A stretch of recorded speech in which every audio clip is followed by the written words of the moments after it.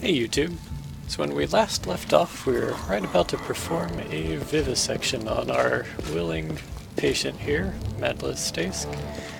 And Forwards. I don't have high hopes for how this is gonna go, but let's see what happens.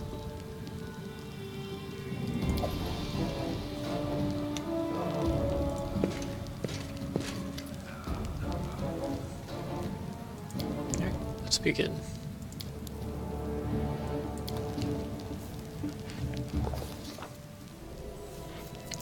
Glancing nervously at the various medical instruments, the brave peasant woman got up on the operating table. "Just don't butcher me is all I ask," she muttered in a trembling voice. Meanwhile, the foremost medical experts in the room still couldn't agree on exactly what it was they were trying to do. "Stop arguing with me. Coughing up blood is a sure sign the problem is in the lungs." "We look there," Jod insisted. "No, it's the nausea we should be focusing on. We need to examine the stomach," Tristan objected. The clerics turned to the Baron in desperation, asking him to resolve their dispute. After careful consideration, he decided.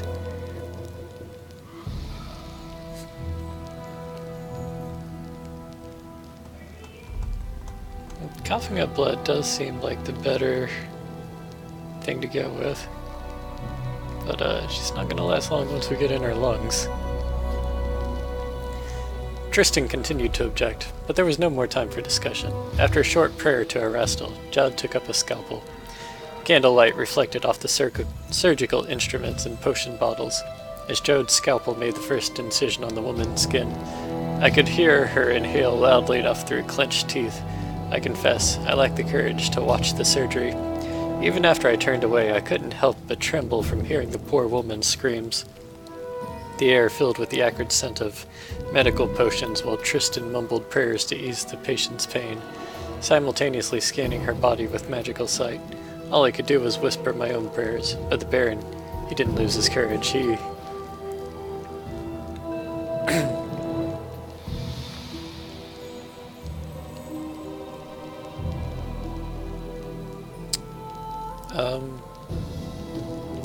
all of my skills in this are kind of low except for diplomacy.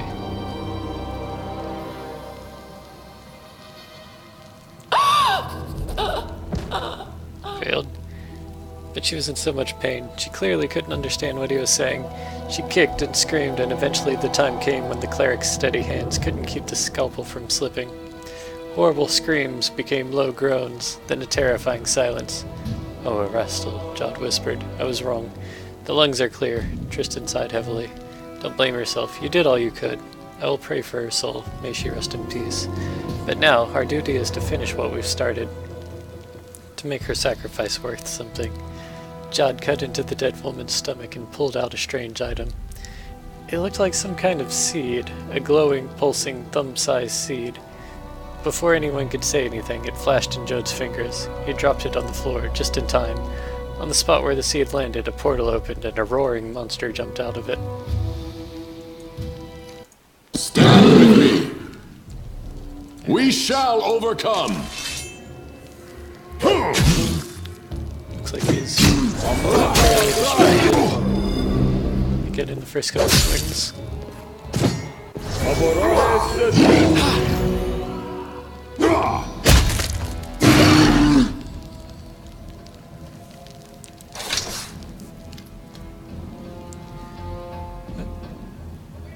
Looking at the patient's body, Jod can't hold back his tears. He wipes his eyes, not even noticing the blood still in his hands.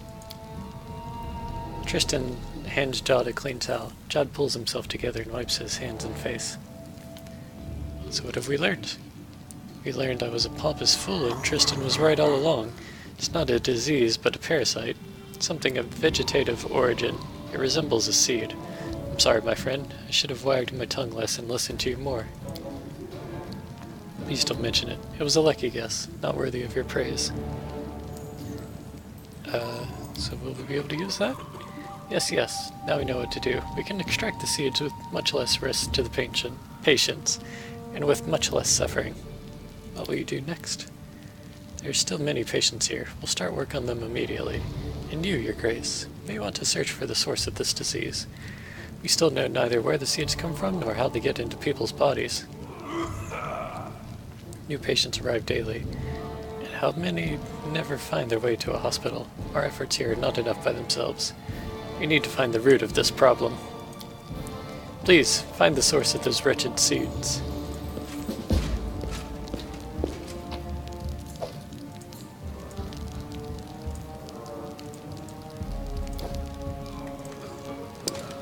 I'm gonna replay that scene and see what happens if we choose the stomach.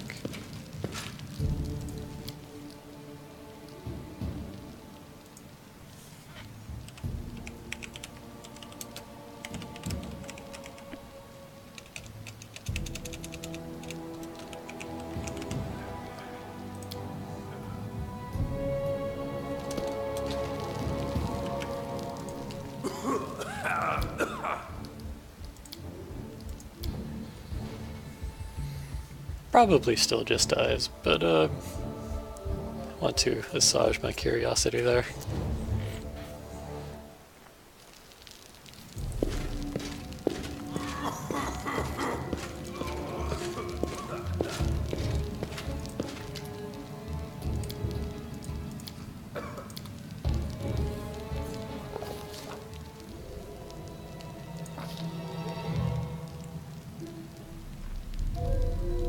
Now, all of these checks are much lower with the stomach.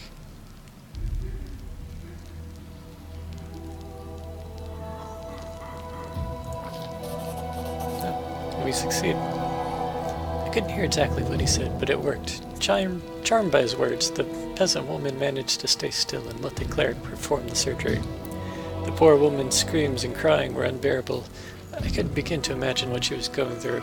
"I'm such a fool," Jod finally exclaimed. "You were right. I'm glad we listened to you." Tristan used a healing spell to close the wound in the woman's stomach, and Jod showed everyone the strange item he'd extracted. It looked like some kind of seed, a glowing, pulsing, thumb-sized seed. Stand with me. We shall overcome.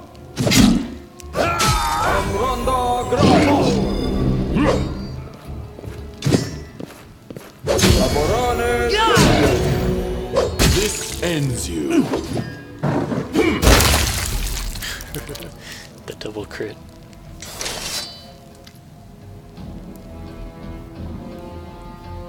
Restal and Serenade be praised. They were truly on our side this day. It's a miracle.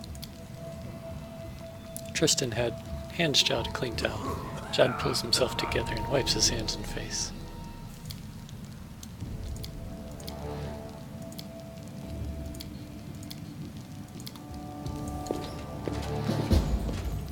Oh, we can't skin the body if it's mangled that bad.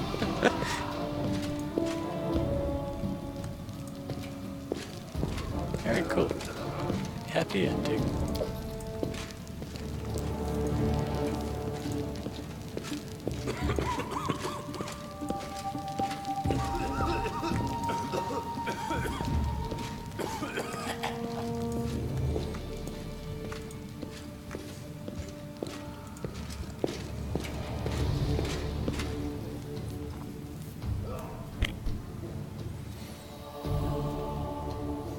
It's good to know that it was possible to save her, and that bonus EXP was quite nice. 200's nothing to scoff at, even if we need like thousands.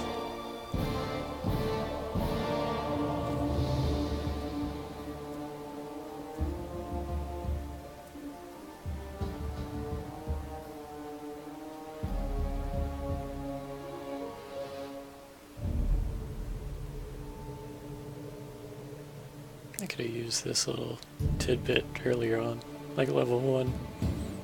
Right-click a spell or ability to activate their automatic use in combat and replace your auto attack.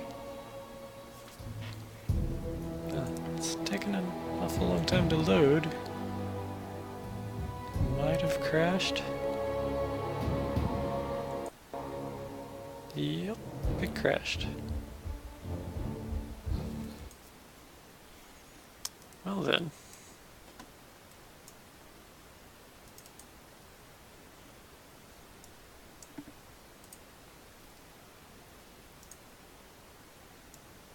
You guys get to watch me reload.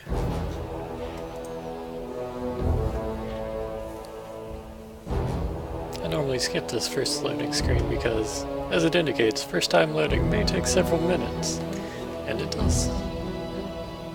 Even though I have a very badass computer, if I say so myself.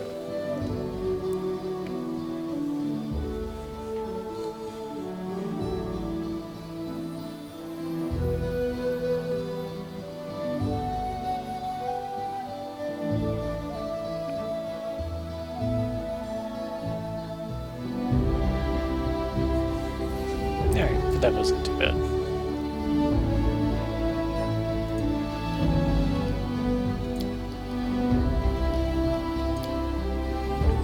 And apparently we autosaved just a second before it crashed. Hopefully loading this doesn't crash it.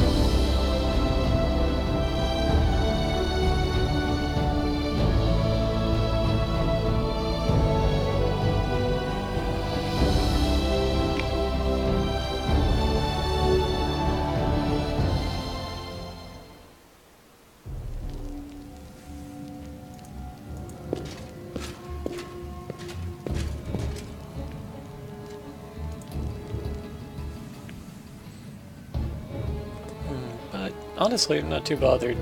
I think that's the first time it's ever crashed on me. So, I can forgive one crash.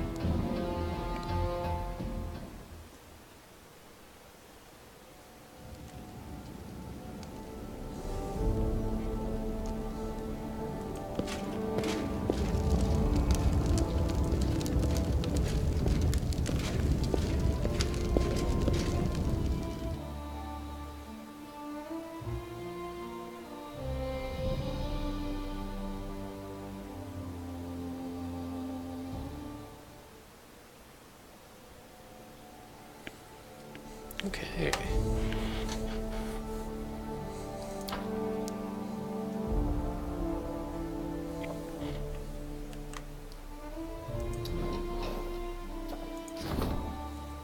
A white deer with bloody antlers was seen in the forest. Could it be a sign sent by a rastal? Judd's still dealing with the mysterious weed.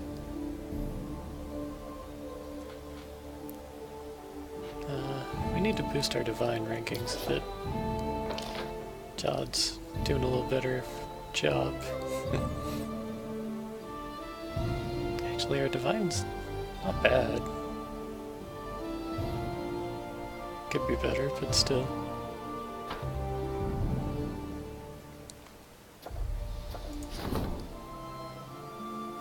That ends in 19 days.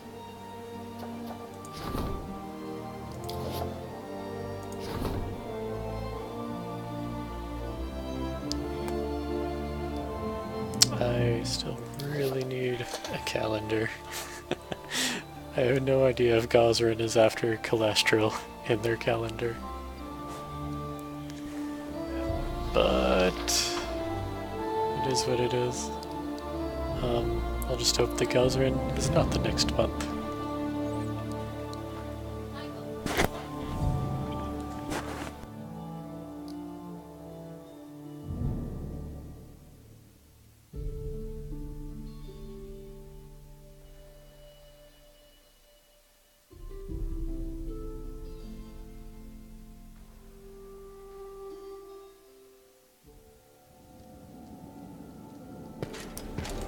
Okay, let's get some HP back.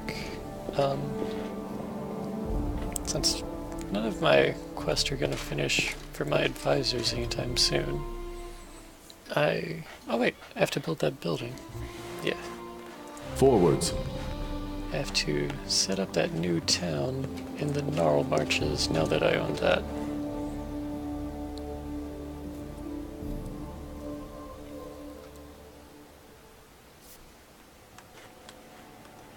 Okay. Oh, sorry. The Camelins.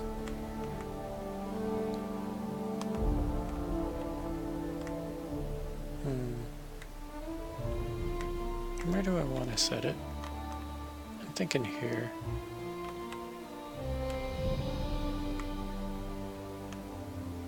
Maybe here. Something I can get to easy when I'm adventuring out in the gnarl marches.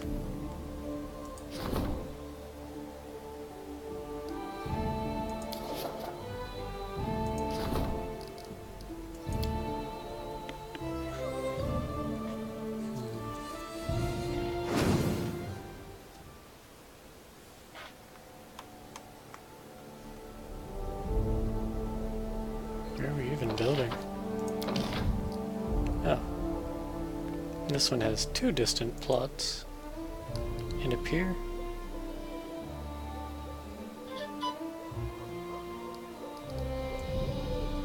Yeah, I think a pier is the only thing I can build there.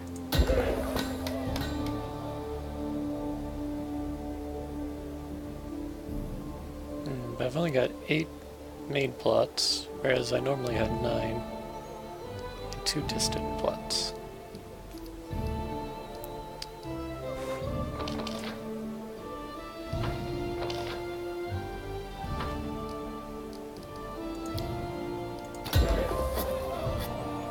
Let's see, 186 BP won't carry me too far. But I think I need some more divine.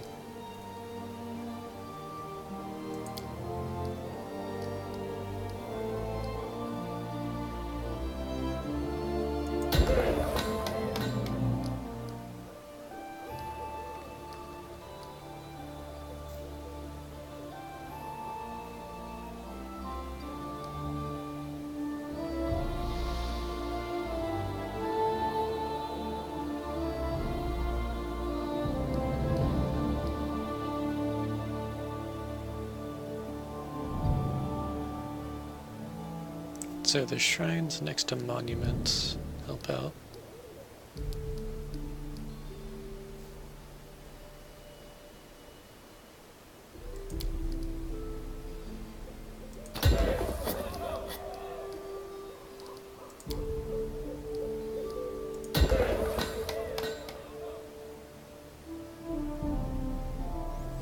I don't think...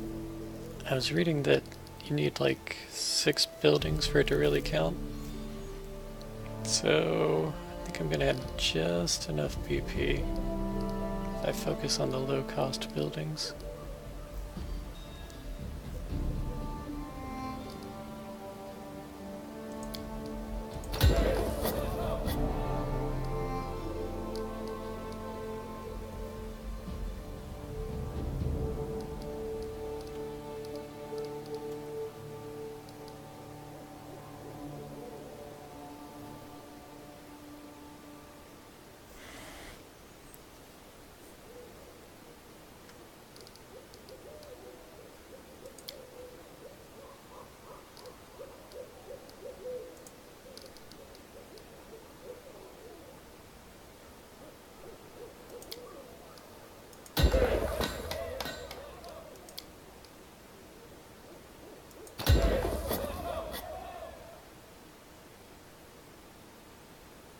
Okay, so that counts as 6. We're out of BP. But we should be able to upgrade our capital to a town now.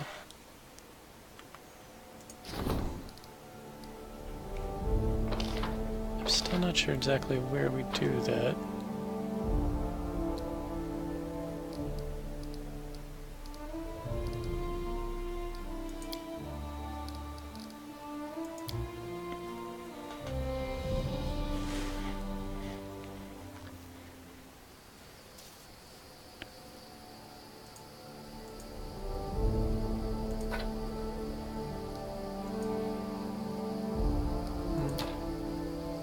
Let's wait till I get my BP for the week, and then let's see if I can click things to upgrade.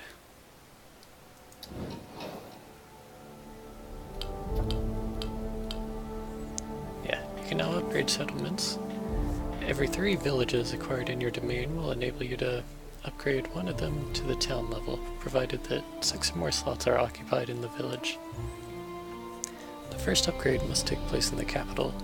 Complete the relevant project on the Projects tab to start an upgrade. Once the upgrade is complete, the number of slots in the settlement will increase to 20. Ooh.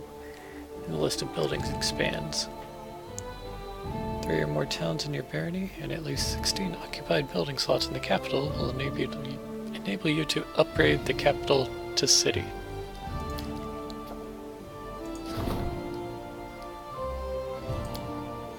Okay, well, let's see what Lindsay needs.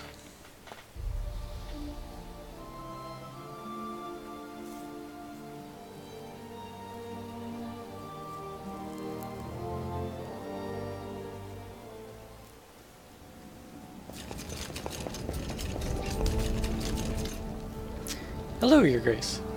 Feels strange. It's amazing. I can just go and have a chat with an actual baron. I wanted to talk about Akon. I'm worried about him lately, although worried might be too strong a word. He's way too gloomy, even more so than usual, if that's possible. Life without a family must be hard for him. But he's not completely alone. He has us. I know we can't replace what he lost, but we must remind him that we're here and he can talk to us.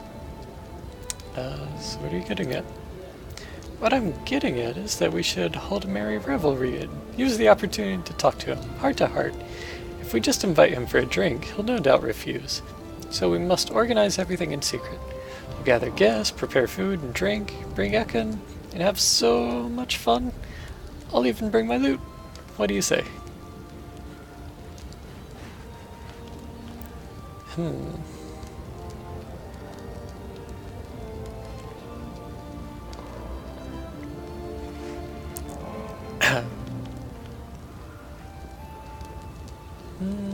Okay, well, I'm not sure I'd put it like that, but I'm glad you agreed. I've talked to Elena, the innkeeper, and she's happy to help us, although, between us, I'm not sure what made her so enthusiastic. Well, maybe the innkeeper has a thing for him. Anyway, you should talk to her. I should go and think about what I'm going to play. And one more thing, don't be late. I fear if we don't pull Ekon out of his mood now, it'll be too late.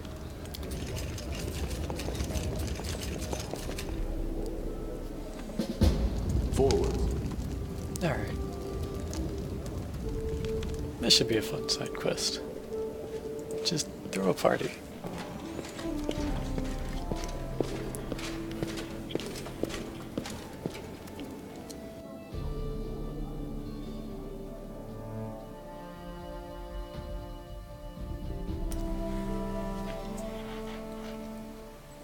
I get kind of the feeling that Ekon's not going to appreciate it right away, though. I mean, his wife and 2 kids died. Or was it just 1 kid? Yeah, I think he just had the one. When he was describing them, the wife got eaten, the daughter got stepped on.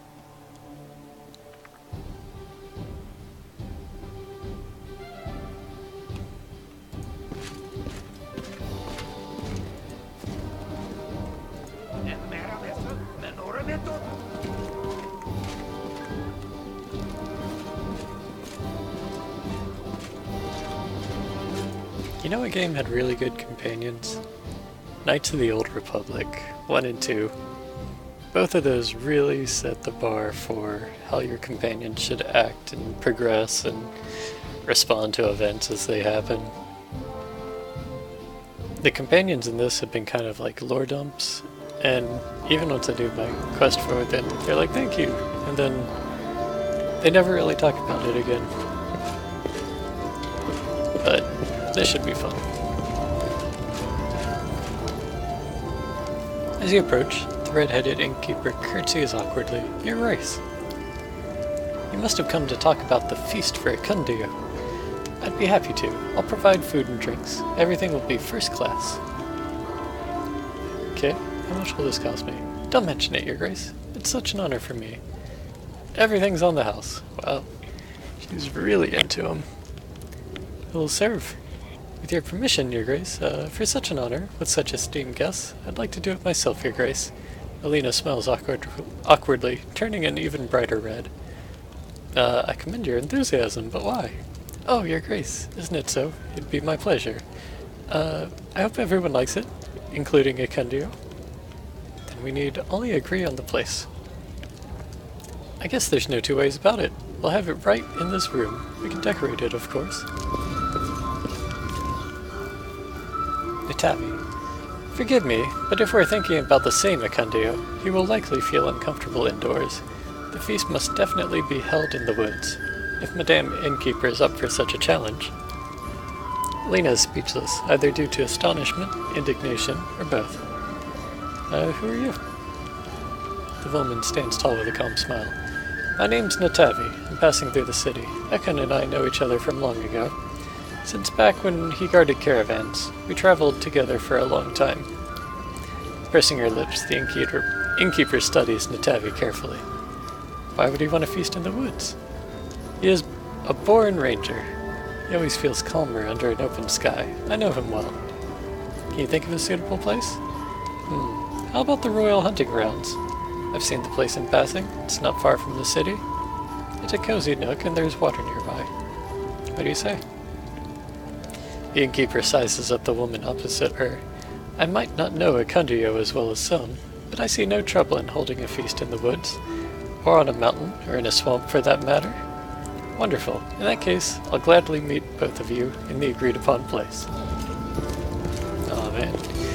Now we've got a love triangle. My, I've seen a lot since as a keeper here, but when one just invites herself like that, the innkeeper clicks her tongue. Oh, what got me grumbling? It's high time to start cooking. Your Grace, please take care of it, bringing Akandio to the agreed place. Lindsay and I will do the rest. Alright. Forwards. Should be easy.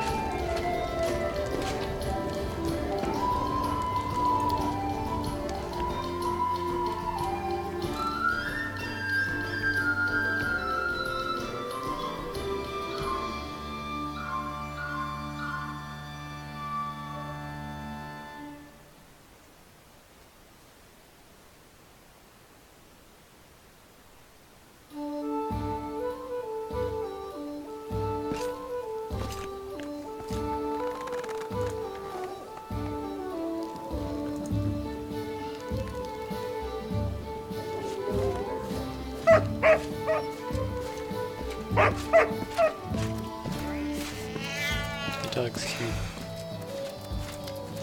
Hey. Tell me about your wolf. Not mine, he answers. Noticing this answer isn't satisfactory, he goes on. Never wanted a pet.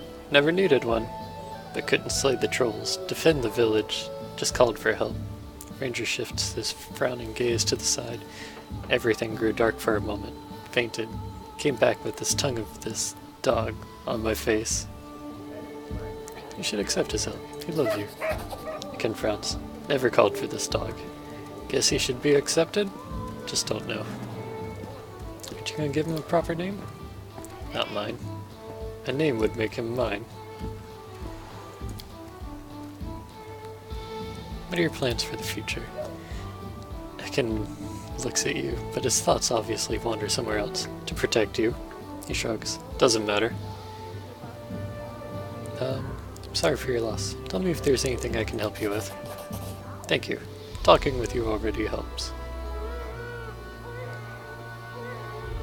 Alright, we'll talk later. Forwards.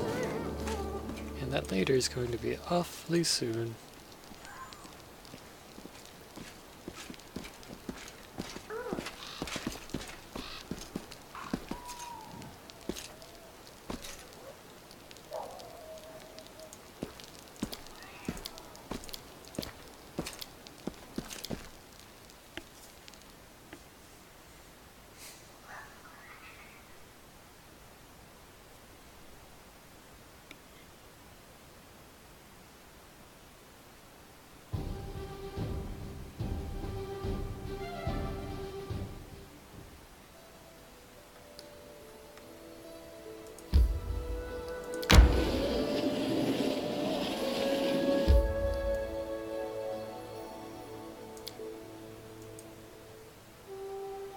Okay.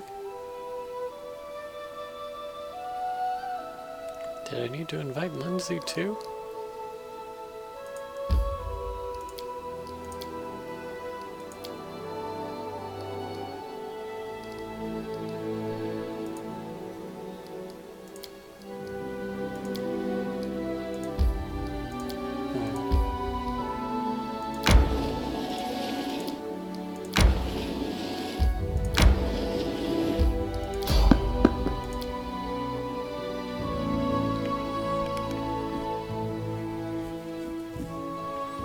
Maybe I have to be there at a particular time of day.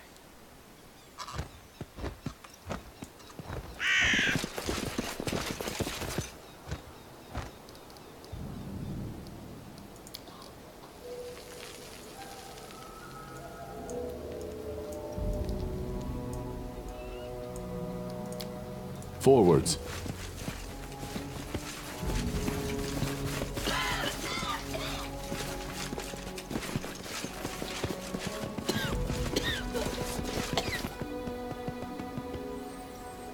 A group of travelers carrying bags, satchels, and sacks full of all manner of goods and chattel are shuffling their feet in the road in front of you.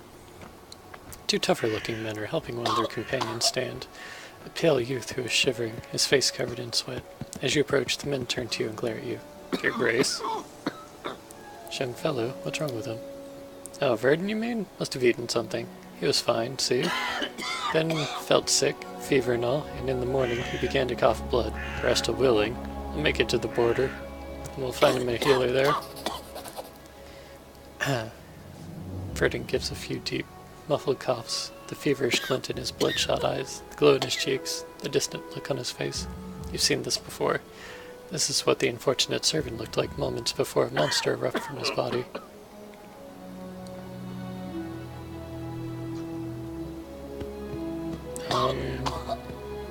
We know how to cure this, but it looks like we don't have that option. Listen up. All back behind the Baron.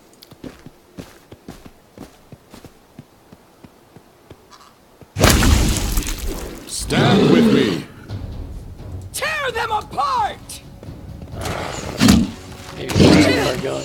We need to go see it up in time.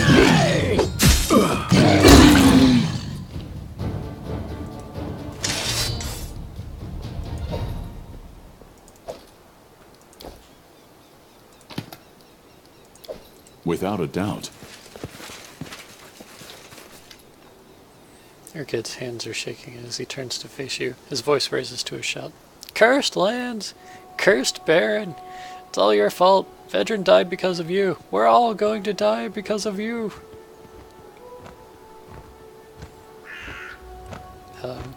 Yeah, I'll just tell him that I'm trying to protect everyone. What do I care for your apologies? Vedran is not coming back. I won't be able to protect you if you leave.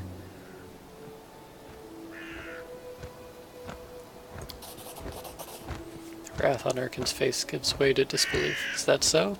You want to sweep us away from our neighbor's sight? He wipes away tears. It is all the same, no matter where we breathe our last. Be it away from home in a foreign land or out on the city streets, let us die in peace. You hear that, lads? We turn back. I will guide us.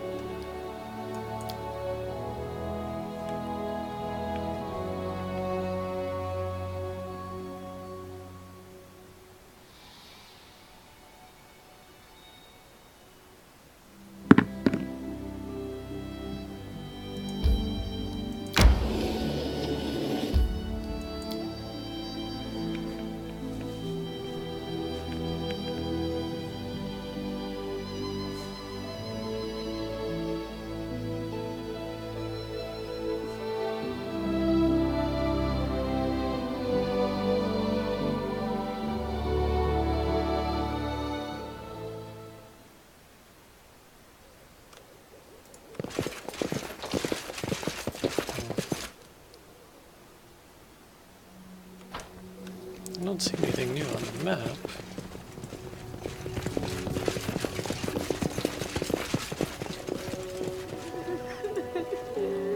Did I hear someone crying?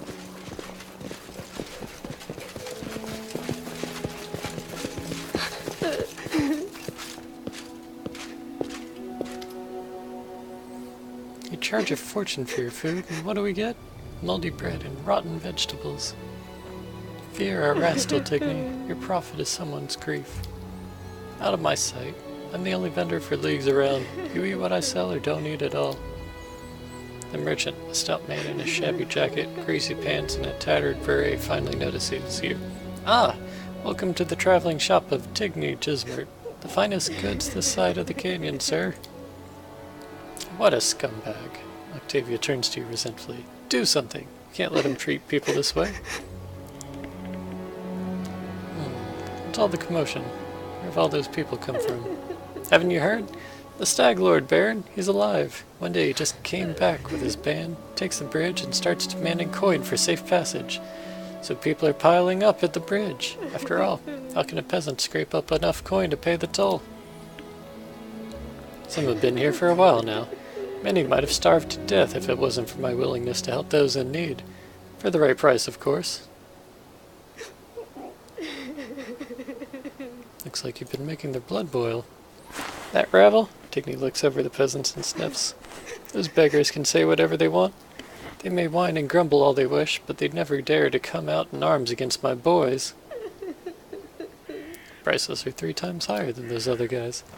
The demand is high, sir. The trader winks and jingles his fat purse. No one around offers the produce I do. In fact, you won't find anyone else selling in these parts. And you know people, they just love to eat. He laughs, amused by his own joke. Have you no shame? You drive me to the streets with your moralizing. If they're starving, they can go pick berries, catch frogs. As for me, I stand by my wares. They're worth every copper.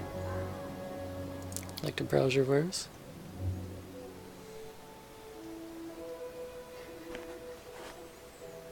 Can I just give these people food?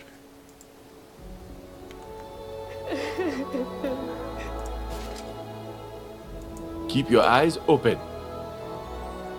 Before you is a disheveled woman, wearing a cheap dress and a cloak that's gray with dust. She covers her face as she sobs. Disaster. This is such a disaster. What happened? Baron, it must be Providence that sent you to me. Only you can help me. She wipes her cheeks and stifles another sob.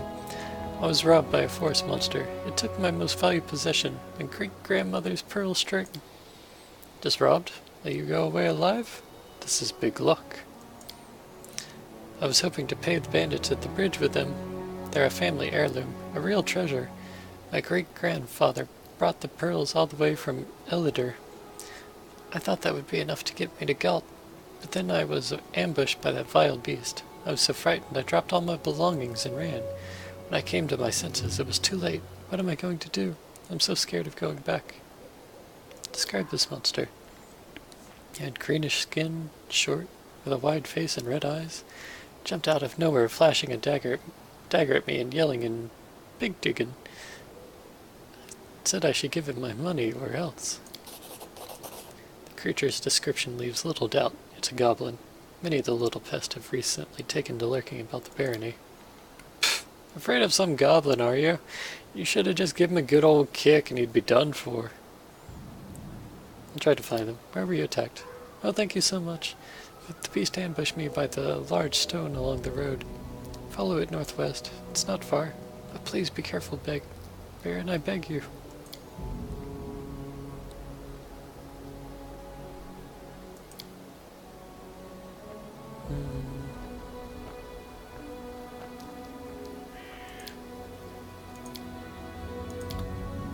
Okay.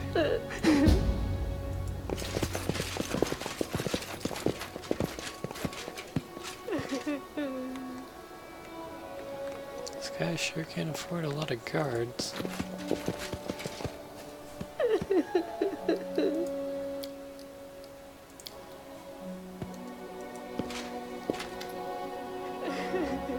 I'm not afraid.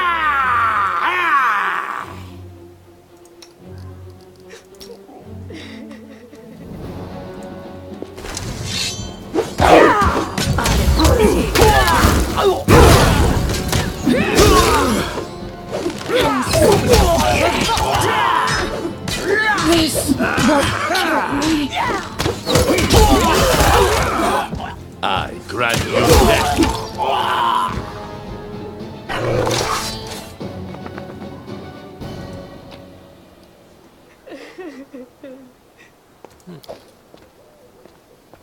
He's even given him masterwork longswords.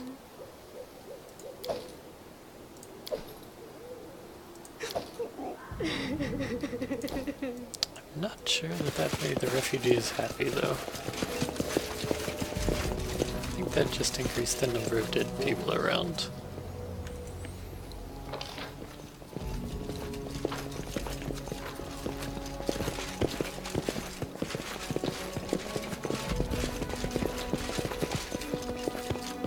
Patience.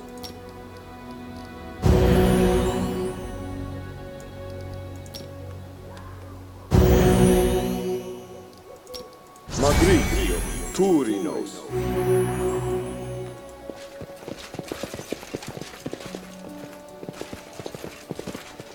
The end holds near. Fierce, though more.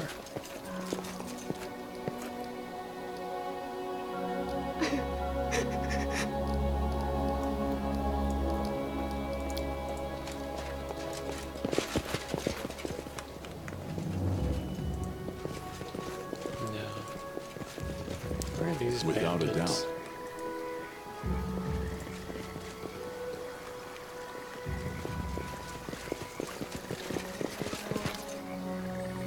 The old man who called to you looks to be in bad shape. Pale face, dark circles under his eyes, and his forehead glistening with sweat. There's no doubt this man is very sick. Hey lad, would you... He breaks into a coughing fit. Would you do an old man a favor in his hour of need? I've traveled far, but I somehow felt ill along the way. I know of a berry that grows along the coast in these parts, though it's supposed to be a potent medicine. It'll put me back on my feet. They're black, hard to miss. The old man burst into more coughing for a few moments. Black with a hint of purple. The bush is short. You've got strong lads and sharp eyes. Honor an old man's wish. Bring me a handful of those berries. Where are you from? The outskirts of the Gnarl Marshes. Used to live there with my son and wife. But when this scourge started to spread through the barony, and a few people in our village started falling ill, we knew it was time to run. Hated to abandon the house, but what could we do? My little ones... The old man lets out a few wet coughs. We just couldn't let the little ones perish in that cursed place. I left too. They're my family, after all. The old man coughs a few more times. But I'm not as strong as I once was. I started lagging behind, holding them back, so I said, "Listen, son, save your wife and kids. I'll make it there on my own." We agreed to meet up in Drimber village. He trails off. His eyes grow watery. There are all those people on the bridge. Refugees, running from an illness that causes horrible beasts to burst out of people's bodies. The rulers couldn't care less for the simple folk. The old man says, cringing silently, "So many people run as far as they can. The Baron can stay in his cursed lands all he wants, but we want to be safe." You shouldn't speak of the Baron that way. He waves his hand dismissively. I'm old, have little concern for them high lords. I just hope I don't die and none of my kin gets sick. Alright, I will guide us. so we need to find a berry.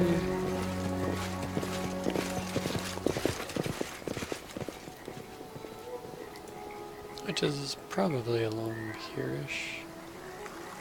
If this... Oh. The cutthroat in front of you is well armed, as are the other warriors around him. He turns to face you. Hey, get in line. Watch where you're going. The man trails off. As he sees your face, he recognizes you. By the gods, the Baron! What brings you here? The man glances at his companions, who look equally uncertain what to do, and turns red. Of course you can pass, your grace. What's going on here?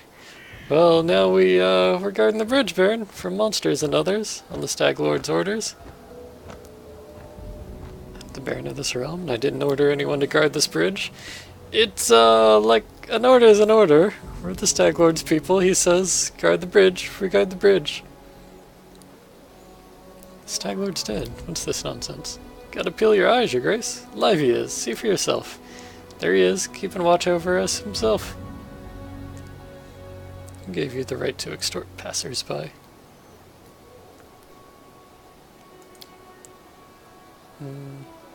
Okay, they've been dealing with the monsters too.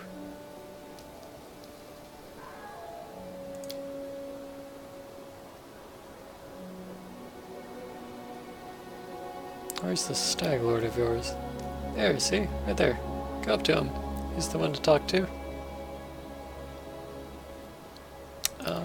Yeah, I'm just gonna attack them. Who will prevail? Does it matter? Panda, panda, panda, panda.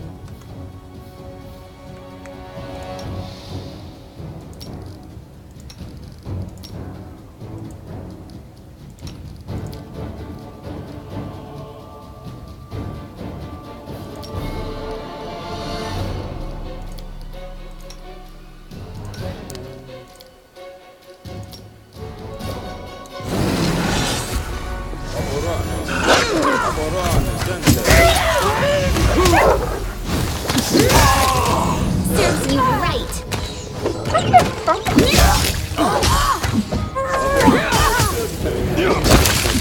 This is for you. I guess that's okay.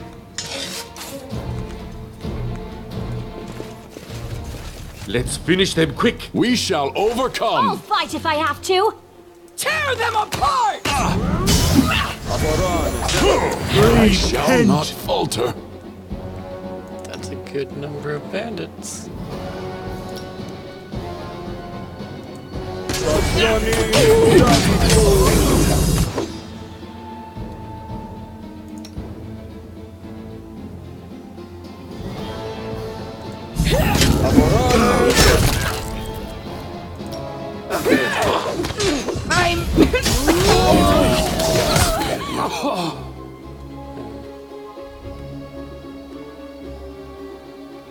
Fix Stag Lord. But still, there's a whole You lot deserved of it. bodies in between me and him. I'll survive. I always survive.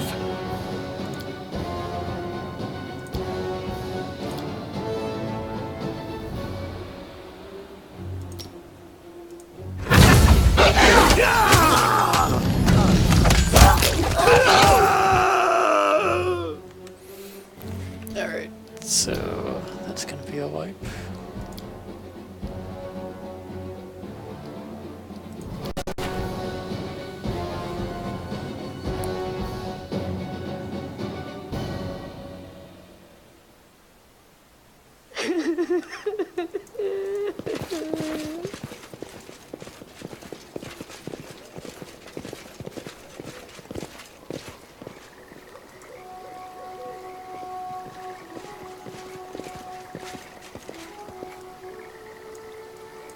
Well, sorry, was lost in thought.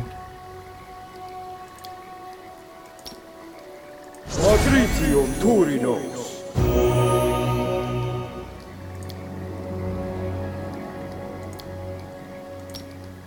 Patricium Turinos.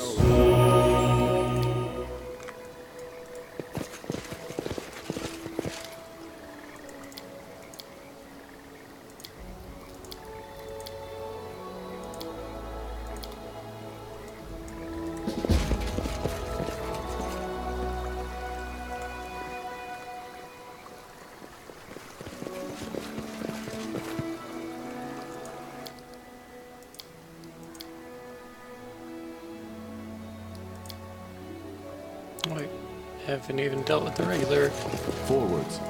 merchants. My bad. I got just so distracted with bandits, I haven't dealt with crooked merchants.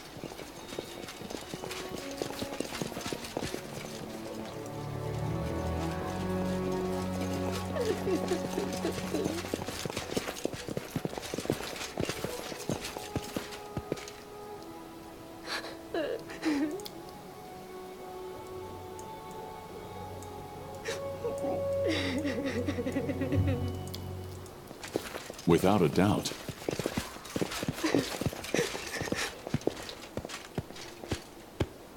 The end draws near. Aborane sen. Ready and willing.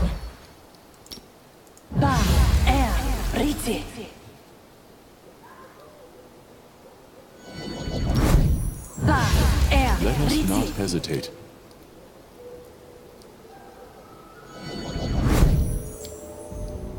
Together we stand. Everywhere I go, a pall hangs over everything. Though people say it was better before I arrived.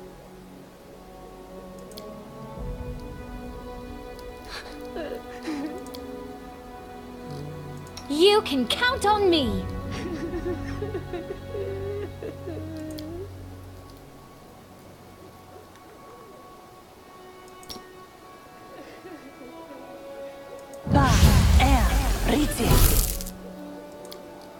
I'm open to your orders. Unimosi tradisi.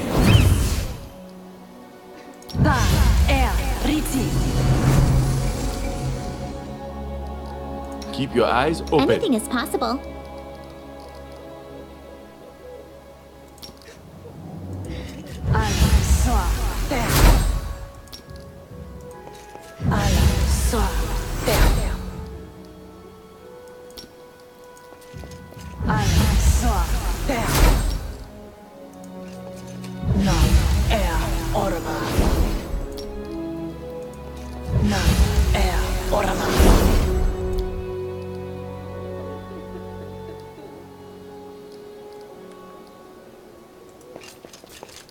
I will see this through.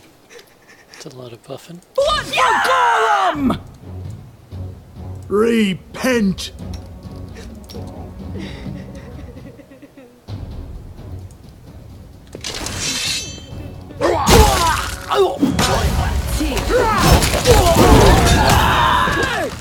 We shall.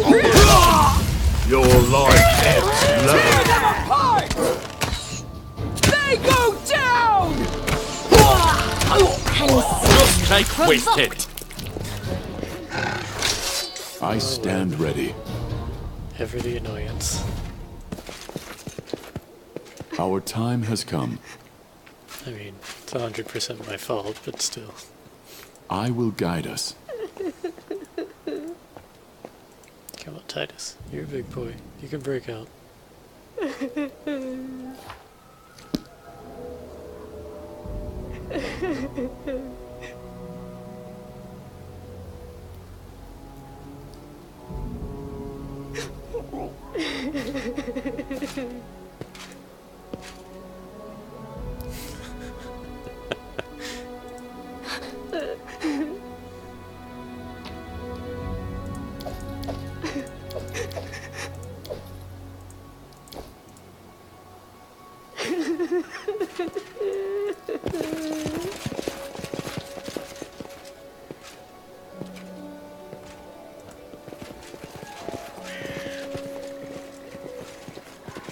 Being big seems to make him just a little slower.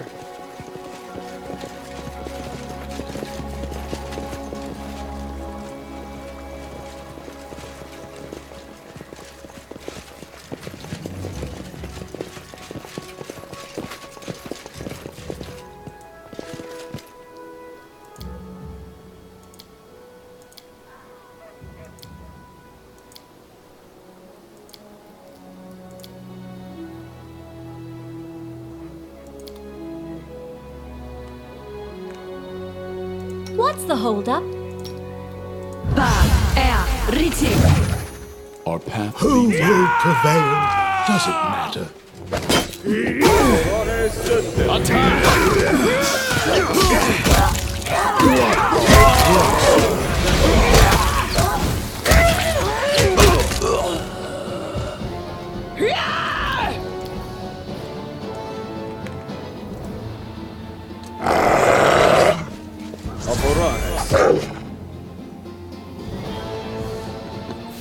It's like a small army. Serves you right.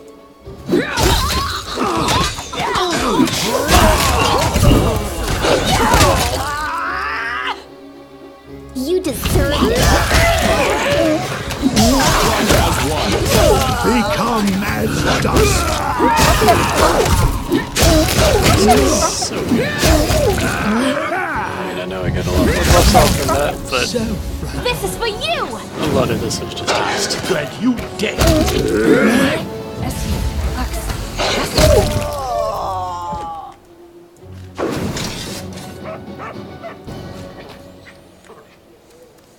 Alright, no more more fake Stag Lord. I won't let you down.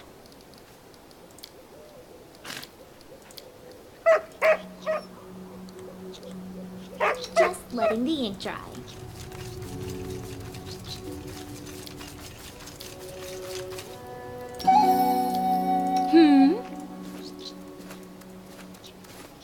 I did as you asked. Sweet. I wrote it like I saw it.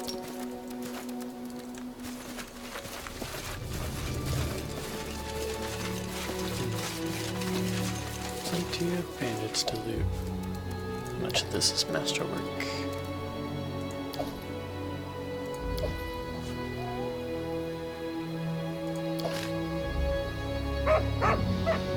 Amulet of natural armor. +3. Quite nice.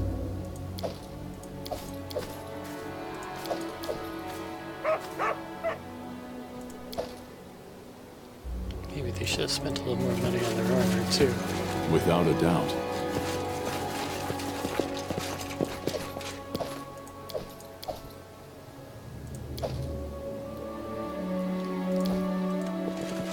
Alright. It was a highly lucrative fight.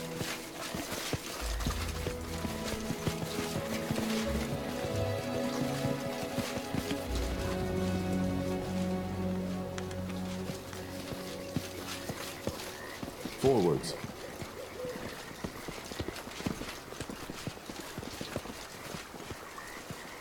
Running won't help Any you! last wishes?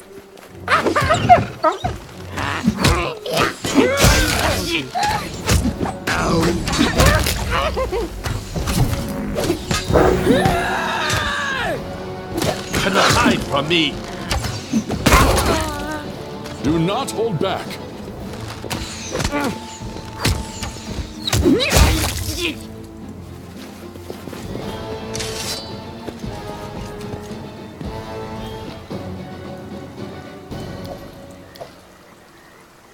Even the goblins are rolling around in masterwork stuff now. Come on.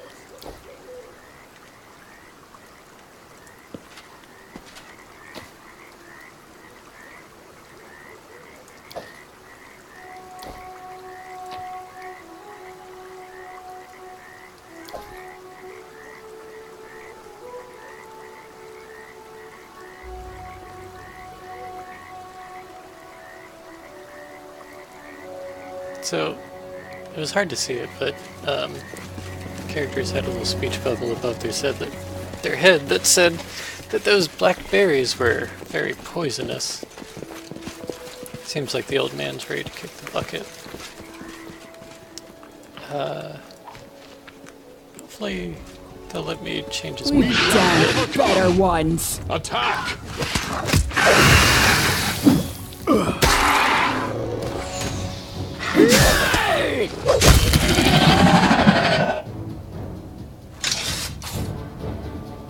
I guess now that hydras are just bursting out of people, we're gonna see these more and more often. Done. What's up here? Without a doubt. Ooh. A little hidey hole of stuff. What's that?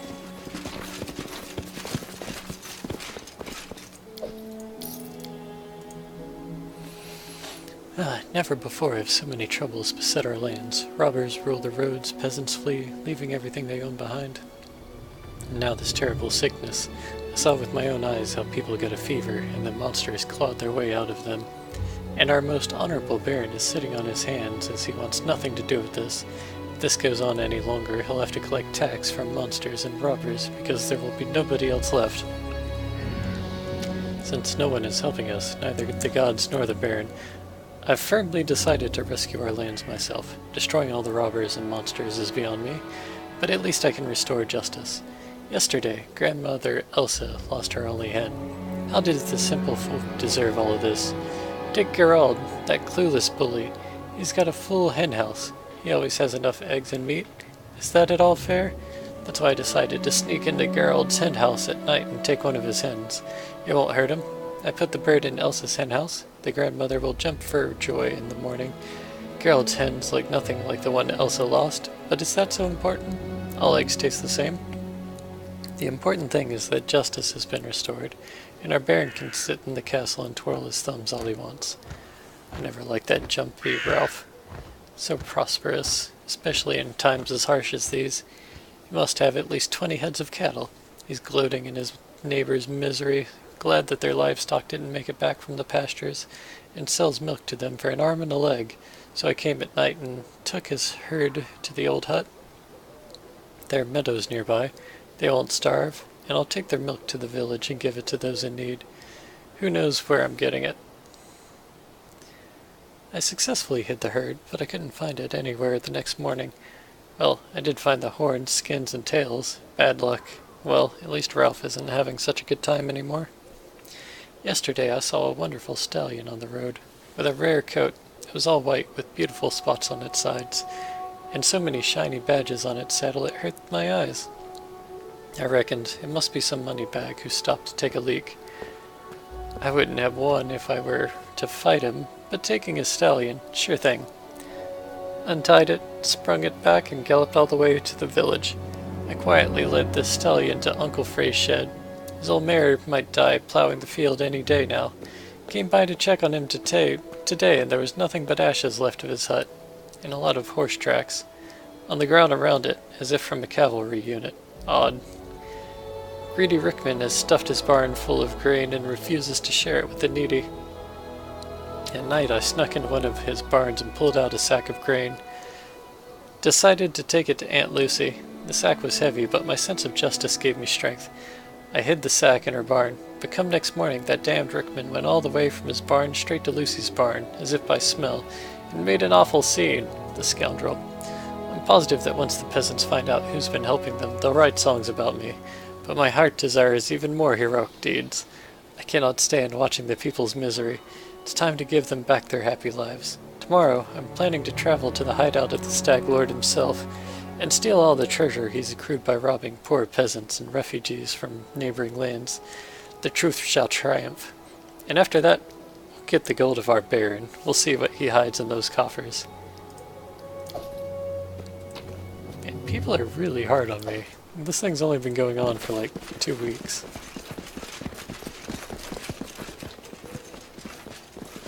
Maybe 3 or 4. But I'm trying, man. No one cures diseases in a month.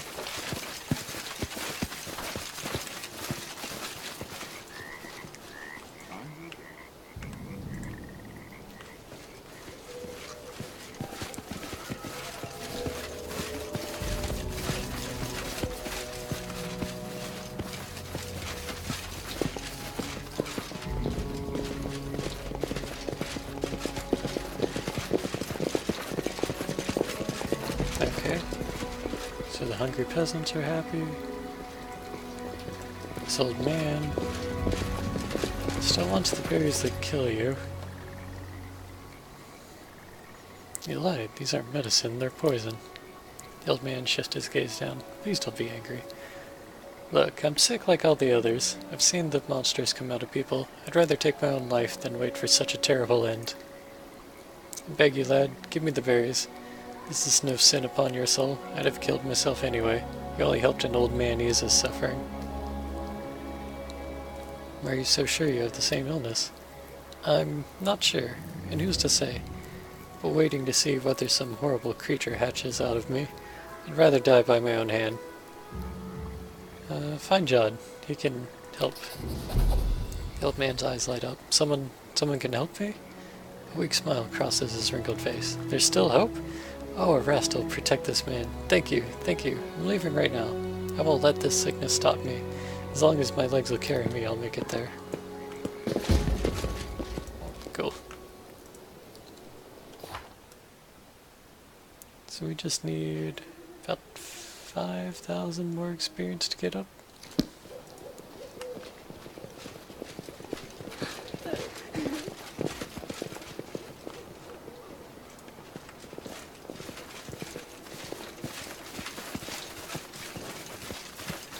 Done and done. Shock dagger +1.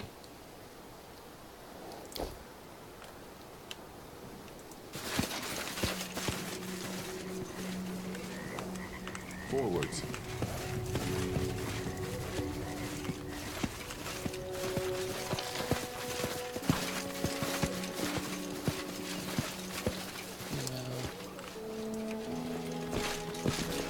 Just need to find that priceless string of pearls for that woman. We got robbed by goblins. We fought some goblins, but I didn't see any pearls on them.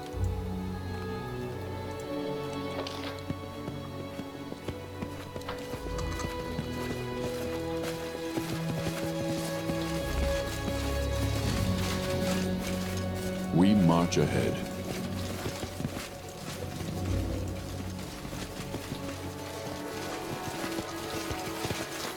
Goblin Prince. The goblin in front of you looks unusual. His ugly face is covered with red clay, which looks to be war paint. A string of beads is hanging down from his ears, and he's wearing a dirty reed skirt. Stop! I be Prince of Kameland. You be bringing presents? I take everything. Shiny bits, sparkly bits, grub. Those beads on your head, you took them from a woman on this road. Tribute to Prince of Kameland! Mine! The goblin clutches the beads and steps back, baring his teeth.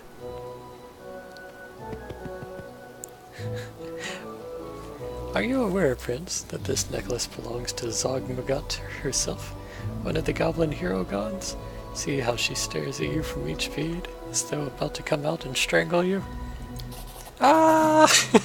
Prince wants to live. Prince be too pretty to die. The goblin rips the beads off his head and throws them at you. With an angry whine, the goblin runs off, a trail of reed stalks falling from his skirt as he flees. Oh man, that was fun. I will guide us. I love dialogue options like that.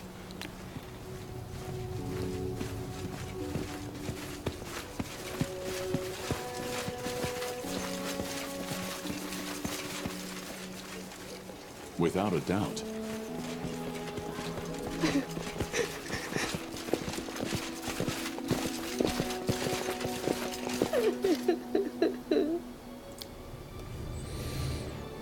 Arrest his mercy. You found my pearls.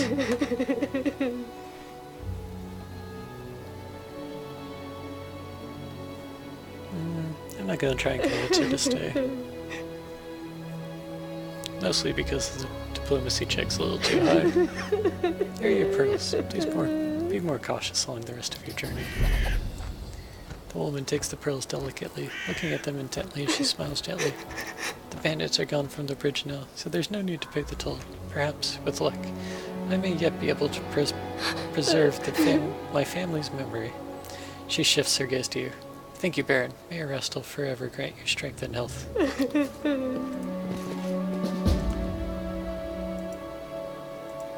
Okay, so I think that covered this area.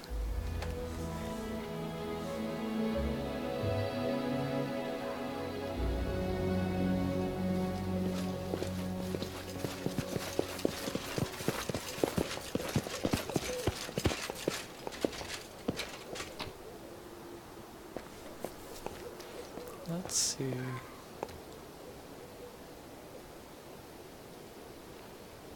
Still can't believe the fake static lord only had one magic thing.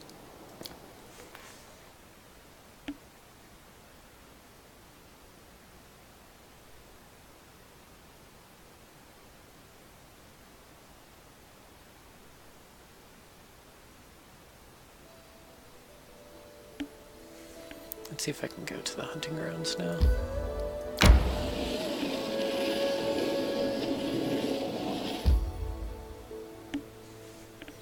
Yeah.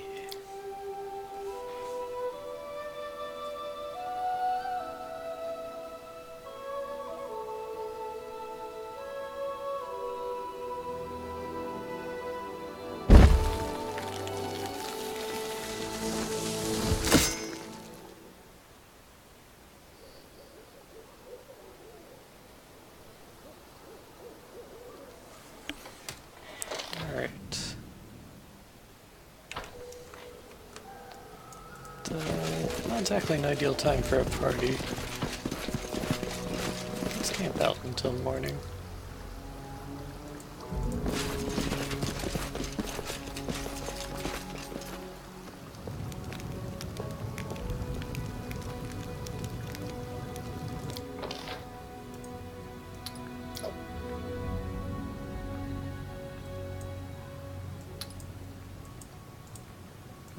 What's Lindsay's lure? 10. I'm gonna use this better. Alright.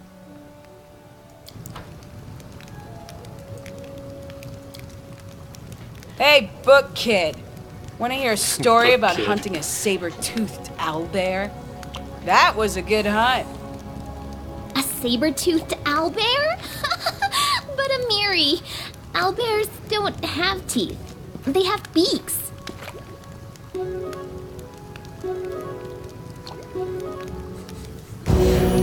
Denied. Lindsay passes her intelligence check. And now it's closer to morning.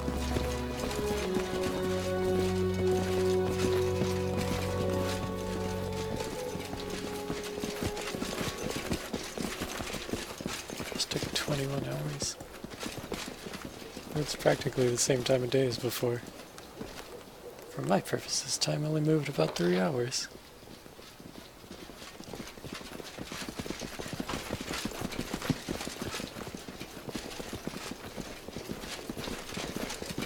So I guess now we're just looking for a party table.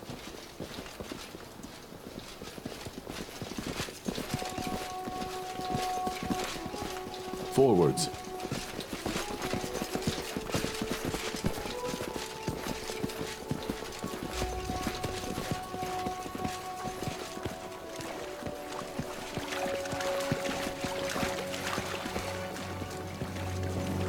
Without a doubt.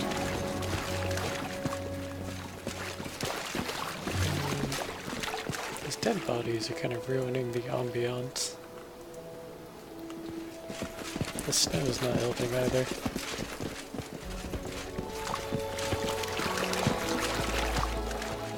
I will guide us.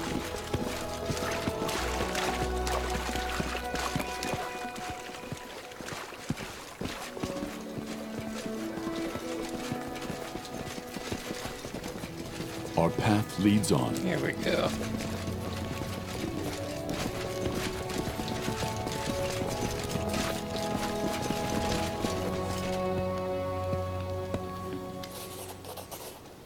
There you are. Eka, an old friend, speak of the devil.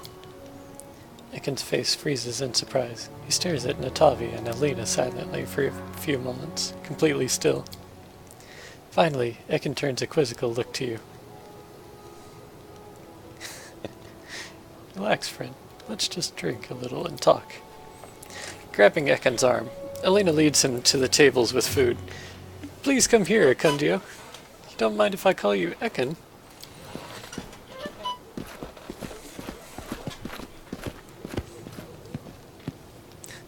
Natavi fixes her hair, and you notice a tattoo of a stinging wasp on her wrist.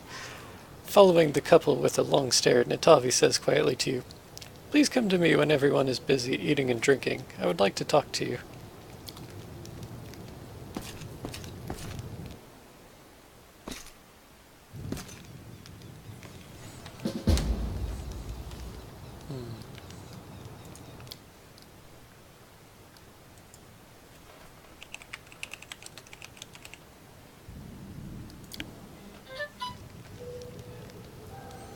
Alright, let's see how things are going. The ranger greets you with a curt nod. Your Grace, must want to talk to Ekan. I'll make sure everyone has enough to drink. Looking at Alina's back, Ekan turns to you, fixing one of his belt bags. Cunning plan. To bring a hunter to a feast, call him to hunt.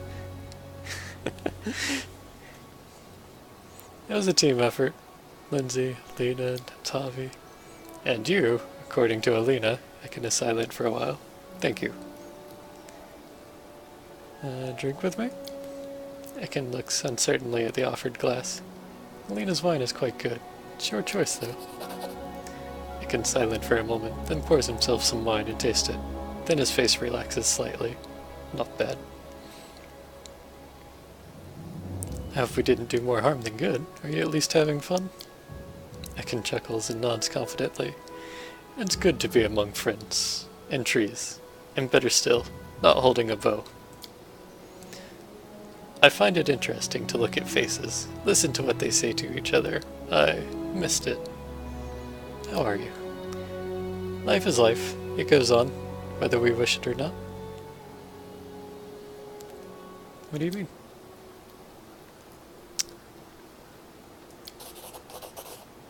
I'm still thinking about them. Ekin stares into the distance. I wake up with the first rays of sun. I see the faces of my family. Fire turns to ashes. Midday turns to midnight. And when the stars are shining, I still think of them. Some days, bitterness and rage fill me. I drive them away. Other days, I feel a smile on my face, and I appall myself. Only hunting numbs my feelings. But the farther I follow the trail, the darker the woods, and the harder it is to find my way back. Amen.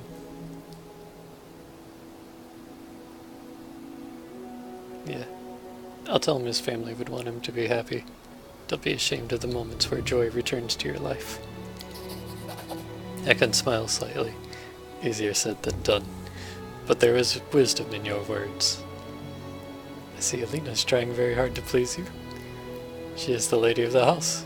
This is her responsibility. I think this is more than a sense of obligation. I thought about it. Time will tell. Let's talk about something else. Why'd you never tell me about Natavi? He shrugs. Why? How'd you meet Natavi? Guarded caravans. She talks a lot. I thought she must be in love with her own voice. Ekin winces. But over time, we walked many roads together. I learned she had a steady eye and a strong hand. And then, the desert taught her to close her mouth, sank it in. Ekin smiles slightly, but his eyes are joyful. Why did you stop talking? The ranger rubs the back of his head, then smirks. Amanda said, a caravan is here. You'll go to the tavern again. Natavi is a bad influence. And then Natavi started coming less and less. Were you close? Ekin looks at the grass beneath his feet. As fire and wind. Ah. So they used to be together. Biblically.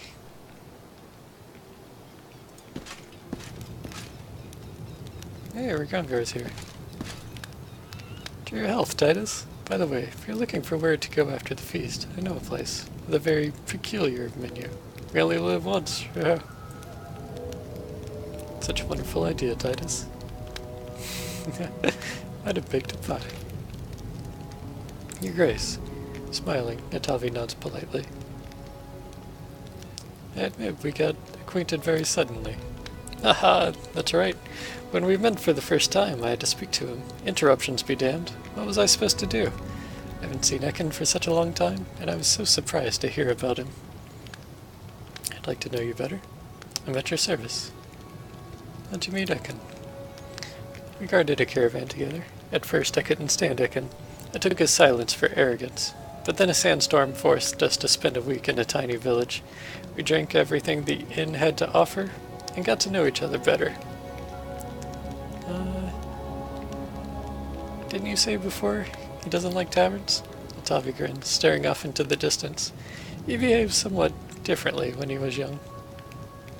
A curious story. And old is the world. Where are you from? I grew up in Nintembu, far from here, but never liked that city. I left it years ago and haven't been back since. I remember leaving it vividly. Little towers covered with bright mosaics dot the horizon, while I lay hidden in the bushels of sugarcane on a rumbling cart, drawn by a lame old donkey. Natavi laughs. Ekin never mentioned you. You don't say. It can't be. Natavi looks at you with a smirk. And he's usually so talkative. Keeps talking about himself, his past, his dreams, and his plans. A couple of jokes here and there. I like her sarcasm. Curious tattoo. Your Grace is very observant. Tavi runs her fingers over the image. This tattoo is a tribute to tradition. It symbolizes the tradition from unconscious dogmatic conformity to mindfulness and self-awareness. So what did you want to talk about? I wanted to ask a favor. You see, Alina the innkeeper treats me coldly, and I have no reason why. Yesterday, for instance, she argued with me before changing the sheets in my room, and today she refuses to pour me a glass of wine. So I was thinking she wouldn't refuse if the Baron himself asked for a bottle of wine. Why do you need a bottle of wine? What a strange question. Really, why would I need a bottle of wine at a party? Fine, see what I can do. Still, why do you need a bottle of wine? Well, I just wanted to steal Ekin for a moment. To walk and talk with him, eye to eye. I've known him a long time, and he could definitely use someone to talk to.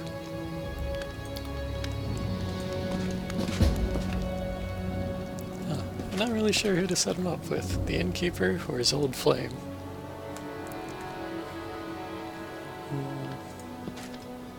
Join me, the food is good. You're not eating at all, that is ill-advised. If you find nothing left for you, don't say I didn't warn you. I can't read that at all. Oh, thank you for the invitation. Your Grace, dying of boredom, oblivion and death, unconsciousness and alcoholic lethargy. Is it not all the same? Great celebration. It's nice to see smiling faces all around, and to forget our troubles for a while. So let me ask for the bottle of wine.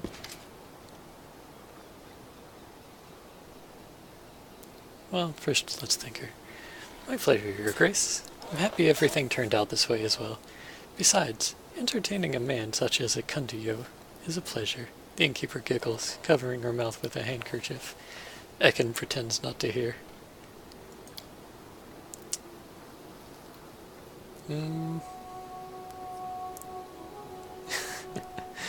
Yeah, I'll let her know it's for Natavi. Innkeeper raises an eyebrow. I have no idea why Your Grace invited this harpy. Of course you know better, but still. I'll go check in on the others.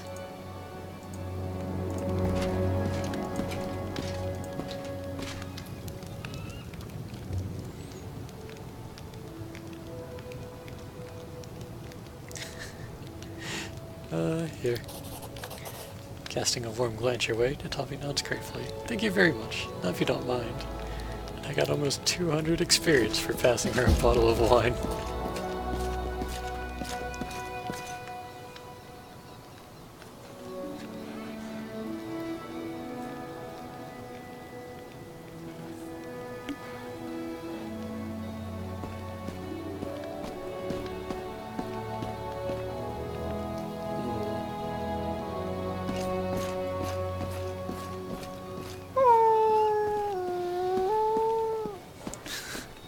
Oh, dog sounds sad.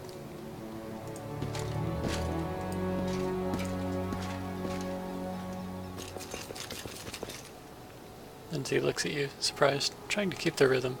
Where are you going? If you leave now, the whole plan goes to pieces. Okay.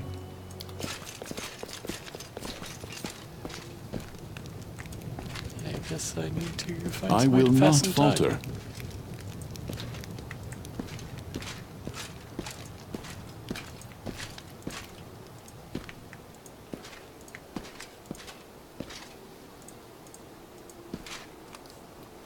Yep. Without a doubt.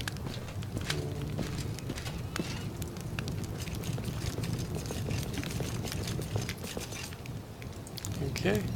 Looks like I have to leave the party anyway. Oh shit. Okay. Messed all that up.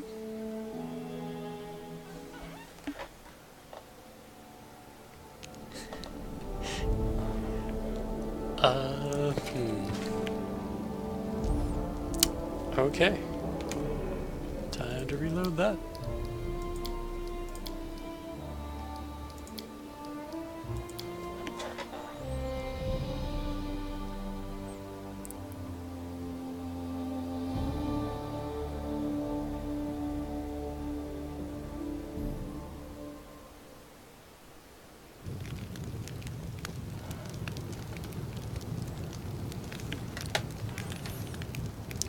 Okay.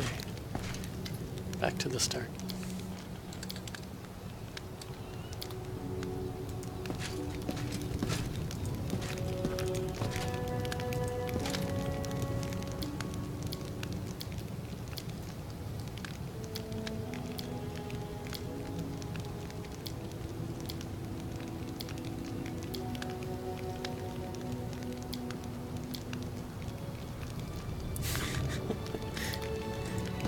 Okay. Failed to check this time, but no matter.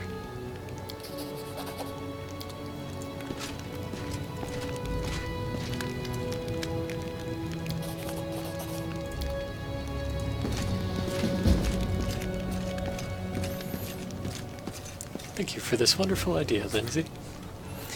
Her face brightens. I'm glad you liked it. I hope the others are happy too, especially Ekin. Isn't it hard to play and talk at the same time? Ha! It's a matter of practice. Lindsay, I think now's the perfect time for one of your performances. Are you sure? Have you had time to talk to everyone? I'm sure. Begin.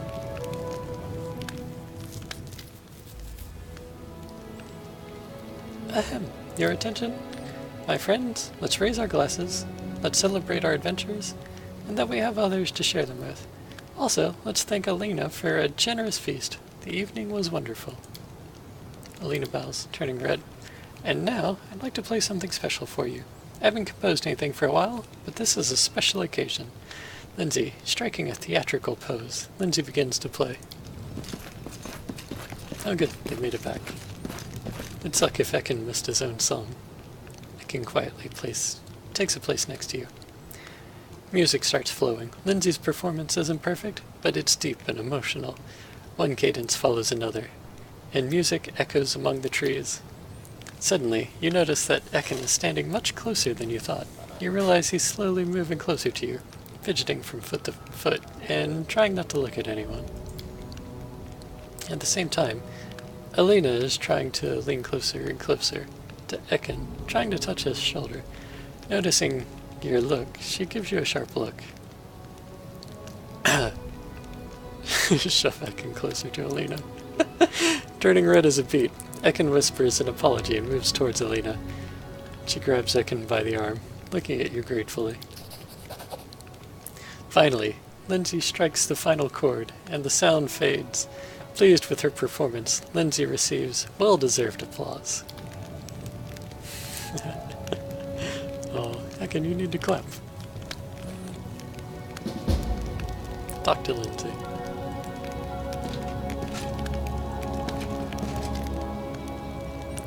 Just a moment. I just got something. Lindsay quickly scribbles something in her notebook, then raises her eyes and smiles at you. Hi! This is just her normal dialogue, though. How's your publishing house? In full swing. The press is working day and night. Turns out there aren't just readers, but also writers in our lands. They keep bringing me new manuscripts. Some are even readable without crying. Oh, that was great. Just don't leave without me. Of course, I can just write whatever you tell me, but if I wanted to stay cooped up in a dusty room, I'd still be sleeping through lectures at the academy. Forwards. The ranger greets you with a nod. Your Grace must want to talk to Ekin. I'll go make sure everyone has enough drink. Looking at Alina's back, Ekin turns to you.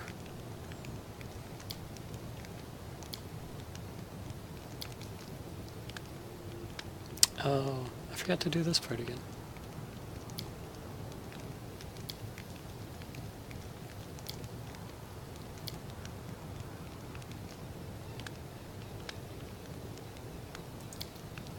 Failing all these checks this time.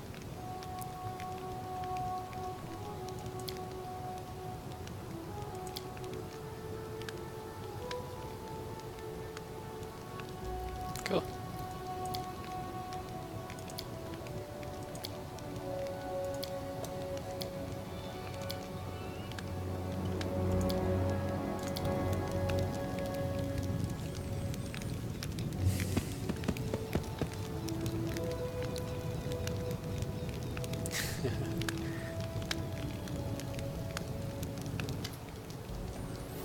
The wolf who was standing nearby, before wags his tails and approaches Ekin. Aw, just look at that, Ekin. He seems so loyal. You have to give him a name. You do. You've been together for so long. You've been through so much together. Tavi shakes her head. A heart wants what it wants. Why would one fake affection when there is none?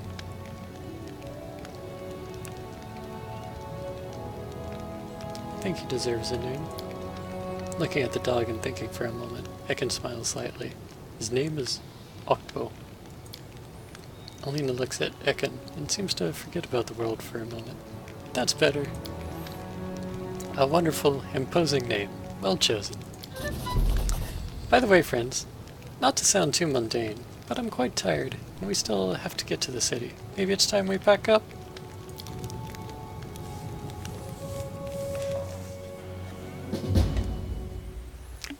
That evening was great. We enjoyed it so much. Ekin seemed to enjoy himself as well, and we managed to dispel his gloom, if only for a night.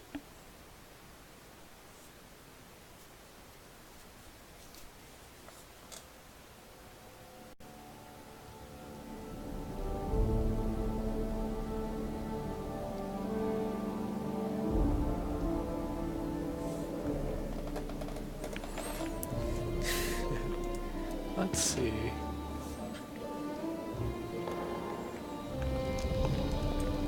Alright, let's take a look at our lands again.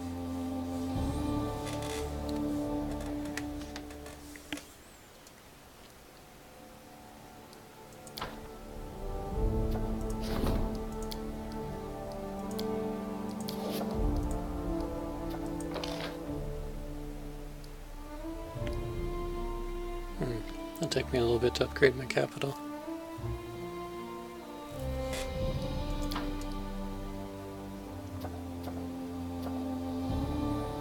But that's not really a surprise.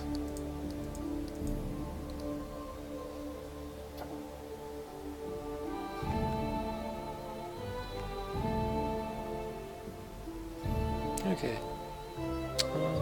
We're close to the end of the month. Let's see what happens on the 1st.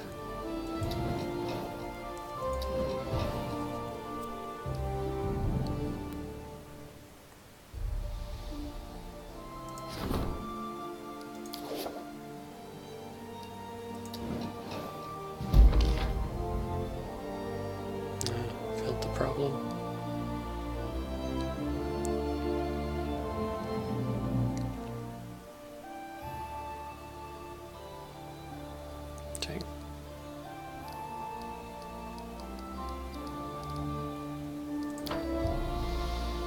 But it didn't hurt my stats too bad.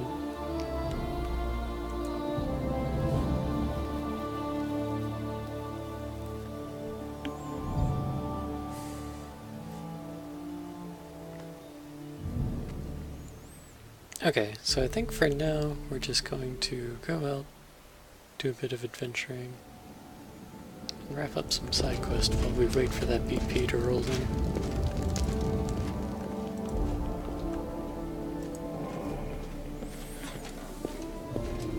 I'm a pretty big fan of side quests. They tend to have a little extra, like, flavor to them.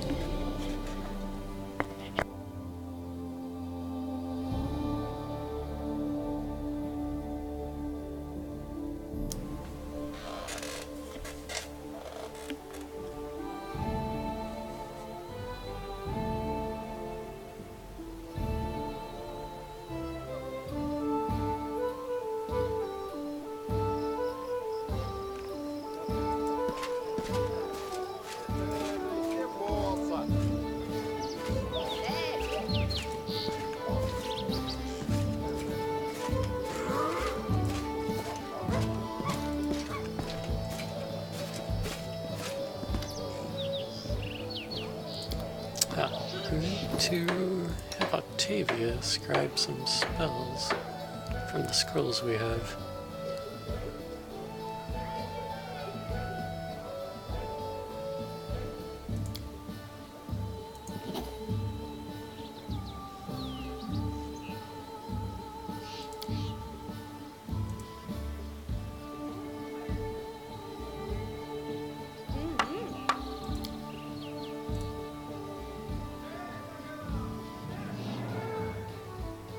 For some reason, most of my scrolls are divine.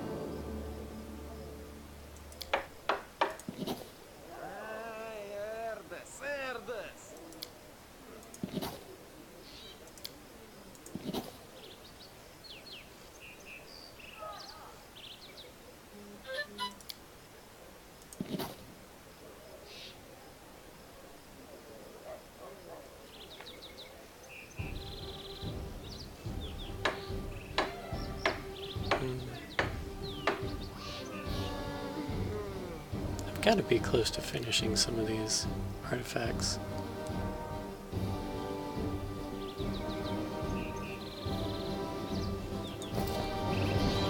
Hey, Karabakh!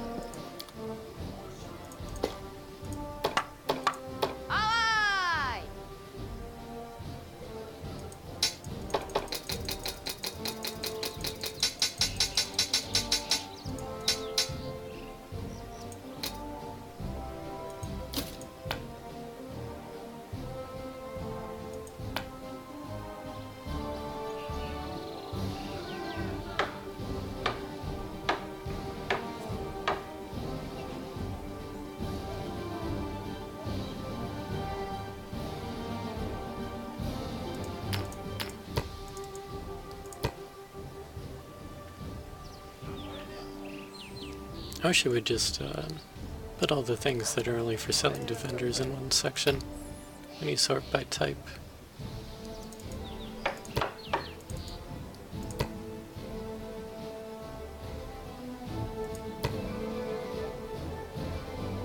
Yeah, it was just a ton of felt. That's where all the weight came from.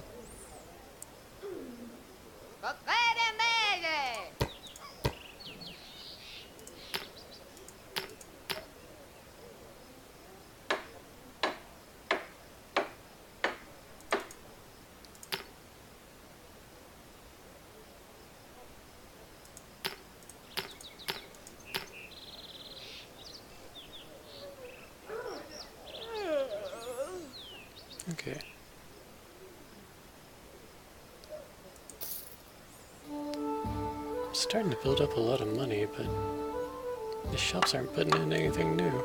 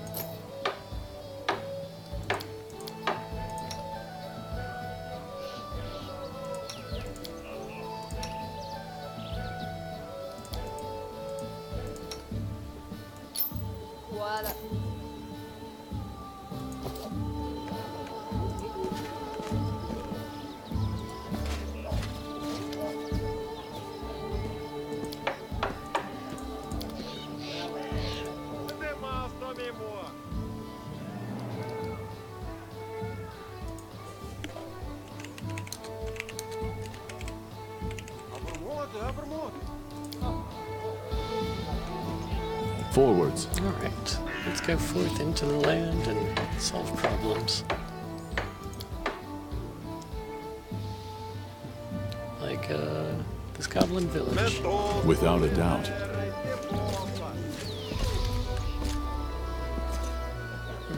A disagreement. There's nothing to talk about, Olive. This is my home. Here I was born, and it's here I die. You dolt, that's what I'm saying. You stay, you'll die before your time. Can't you see what's going on? Monsters, goblins, bandits. Turn your back for a moment, and there's some fiend crawling right out of your neighbor's entrails. You talk too much. Just do your work, pray to Erastil, and stay close to your home and family. That's all there is to it. We've seen worse. Hey, back when you were half your age and unmarried. Eric, old friend. Think of Jenny and your little ones. What if some beast comes knocking at your door? You're a woodcutter, not a swordsman. We have to leave the barony while we still can. Aye, Erastil, have mercy, your grace. The forgiveness, your grace. We were just discussing the crops. Understand that you're worried about your close ones yourself, but hear me. Without loyal, upstanding people by my side, I can never rescue this realm from the evils plaguing it. If you stay, I swear, I'll do everything in my power to put an end to this madness. Both men listen to you quietly, then look at each other, then clumsily bow to you. We understand, your grace. These are tough times indeed, and there are things, all sorts of things you have to deal with. Don't you go listening to fools. The loyal and true will stand by your side. Cool.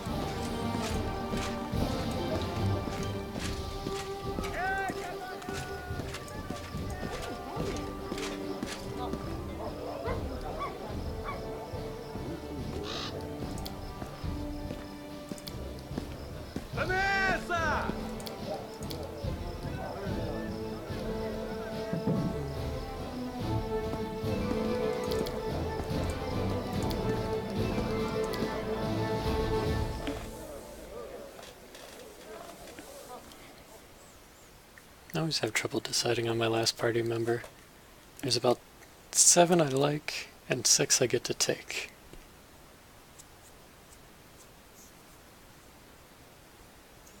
But Valerie's damage output's so bad that it's hard to take her when Amiri can also... Well, Amiri takes a lot of damage and ends up soaking up a lot of my healing resources, but it's hard not to want her in the party. Okay, now where's that goblin lair?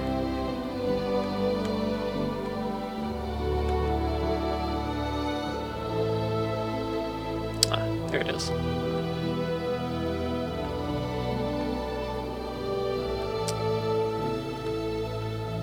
But I'm still gonna make one trip up north. There's that guy I can pick up at Old Lake's trading post. I still never did get him to join my advisors. Might be worth seeing what he has to offer.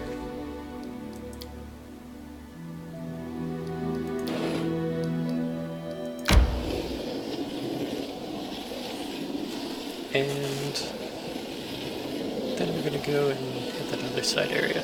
Then get to the Shrine of Lamesh too.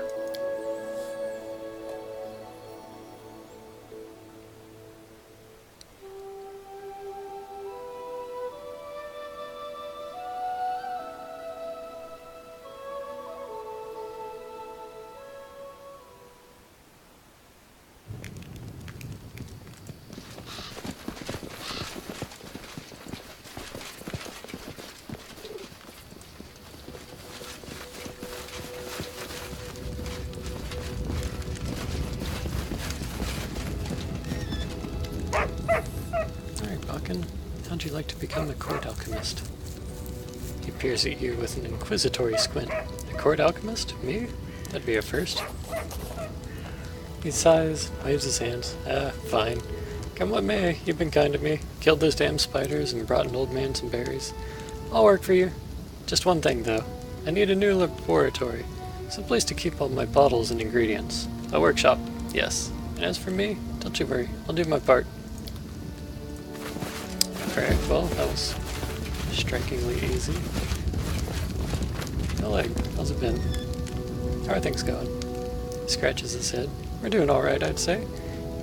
I could even say we're doing pretty well, thanks to the wise decisions and protections of your grace.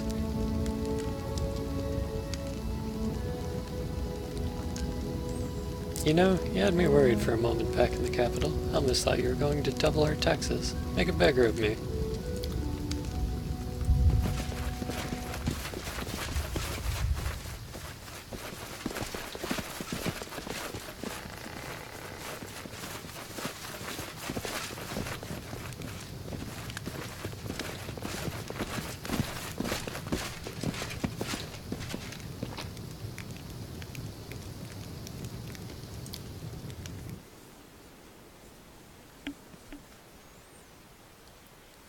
It's nice that he at least mentioned that. Nice little touch.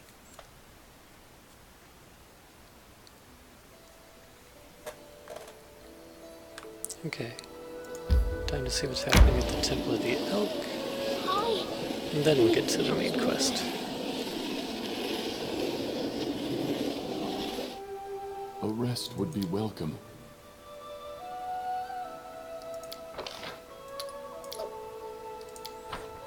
We did the little task to rebuild the Temple of the Elk, so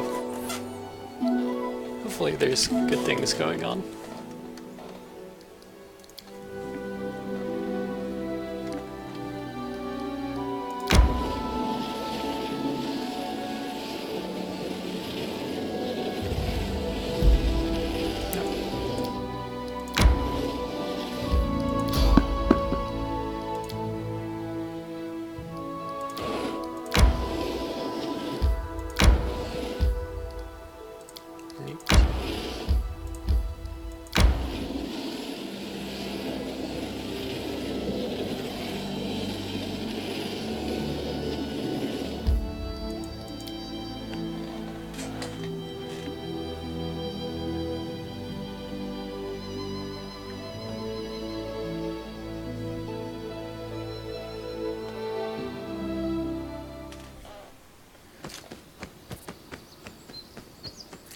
This is bustling. Pilgrims, carts.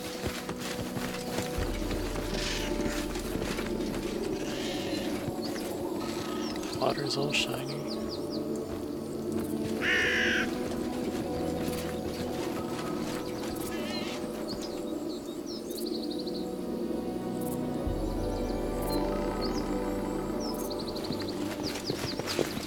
Statue's all pretty. All of his antlers are intact. Looks like we still can't walk in.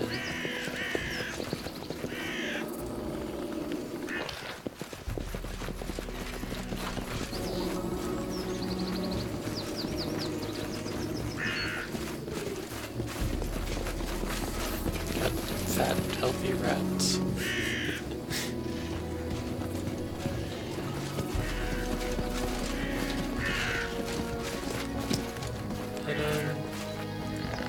I don't see any quest or anything that needs getting done, so Forwards. good job, guys. Keep it up. Oh, here we go. You see a tall woman dressed in simple but rugged traveling clothes. Greetings, Your Grace. I'm Ilga, leader of the Pilgrims in honor of Erastil. I meet with travelers and deal with the goods our small community creates. How can I be of service? How is restoration progressing? Not quickly, Your Grace. Temples like this take dozens of years to build, and I fear a full restoration won't be much faster. But we're happy to be able to touch the holy shrine and do our part to ensure its future greatness. Alright, show me your wares. Energy source. Ooh. 2 extra channels per day. Hell yeah. Alright. Deal.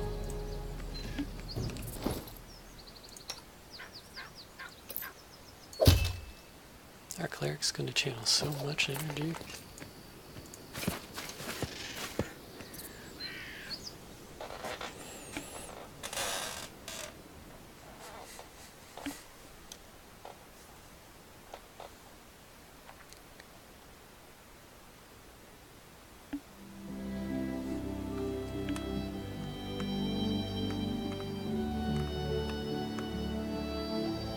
Okay, we got kind of a long journey.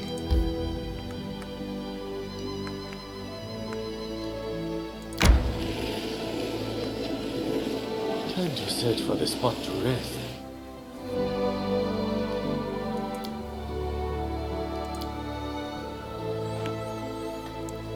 This might take a couple of rests to get to.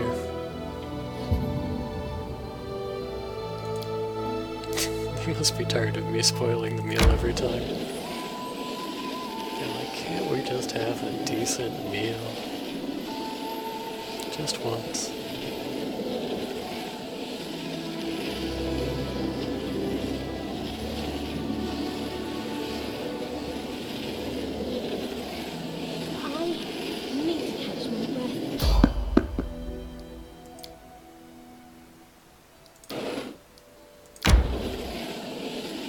Oh, time to get some rest, isn't it? Okay, resting pretty soon before we get to the shrine. That's a pretty good time frame. Ah. And today the meal was good.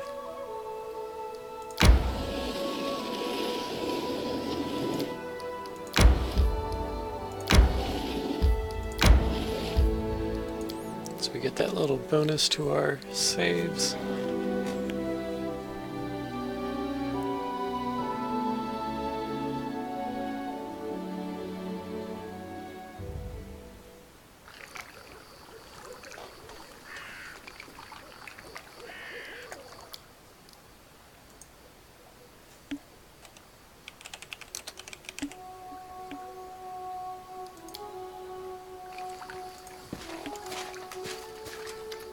Okay.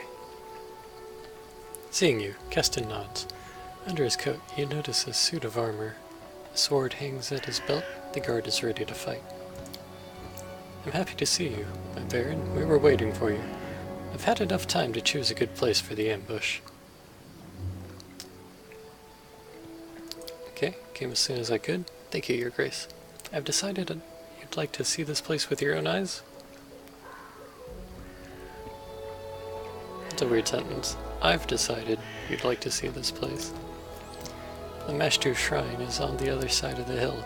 I suggest we set ambush right here. The visibility is good, so we can watch the cultists unnoticed and choose the right moment to strike if you wish. You can examine the location. We're ready for an ambush?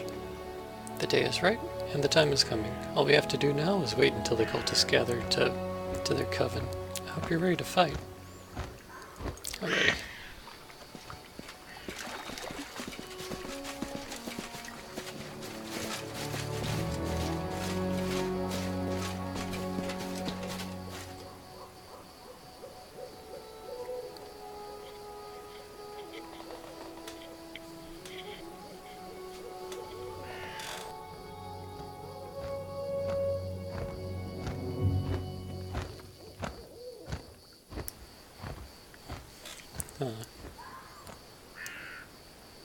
The goddess took Cub Mother's life as a payment.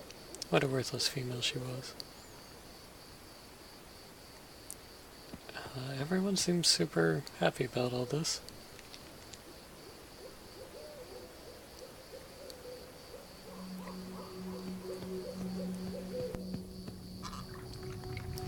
Okay.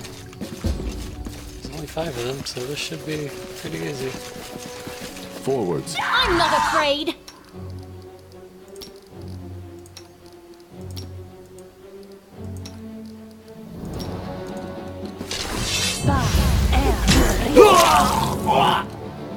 Oh.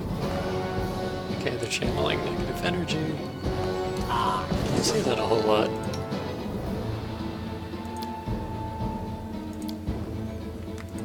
Let me go ahead and give you guys some support from back here.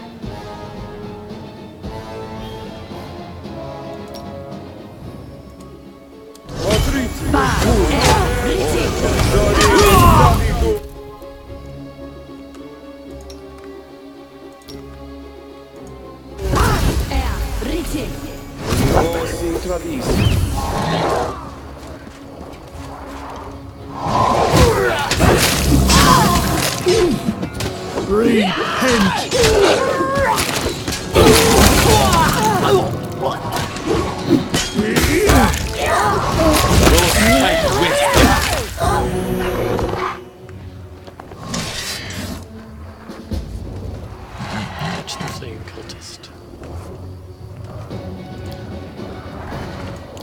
Mushroom falchion.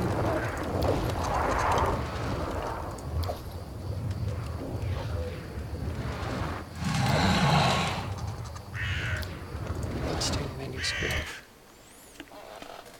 Crushing bone, hear me. Each word I speak shall turn to stone. The word shall shudder at my word. Open your eyes and see. The world becomes beautiful. Bird forest stretching to the horizon. Mounds of bodies, blackened skies, skulls littering the coast like gravel. I, the one who renders the flesh of her enemies, take in this beauty. All living things tremble at my sight. Bow to me, search the children of Shelm. Tear them apart, destroy them, no, transform them. Grant them the gift of rebirth, let them become beautiful. Befitting the beauty, I shall spring into this world. O great Lamashtu, the eater of hearts, reveal your truth to us. We hear your call. All of you shall live in a better world. Curse Pazuzu, the flying worm, he shall fall in this war. Soon, myriads of warriors under my command, the mountains themselves shall crumble at our feet. Burn all, make the world beautiful. The ground thirsts for blood, I thirst for beauty. Give birth to beasts, I shall. Yeah, I don't feel like we need to take that one home with me.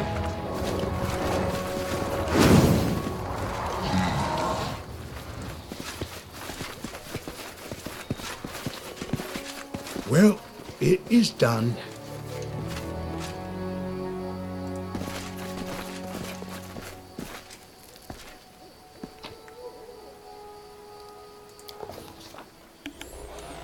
The triumph over the wicked Lamashtu cultists proved incomplete. Some villain, or villainess, had slipped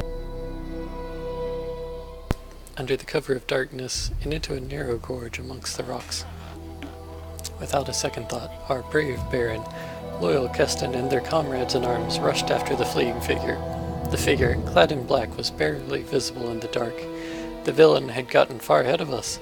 At the last moment, the Baron noticed their prey and had turned aside and disappeared behind the rocks.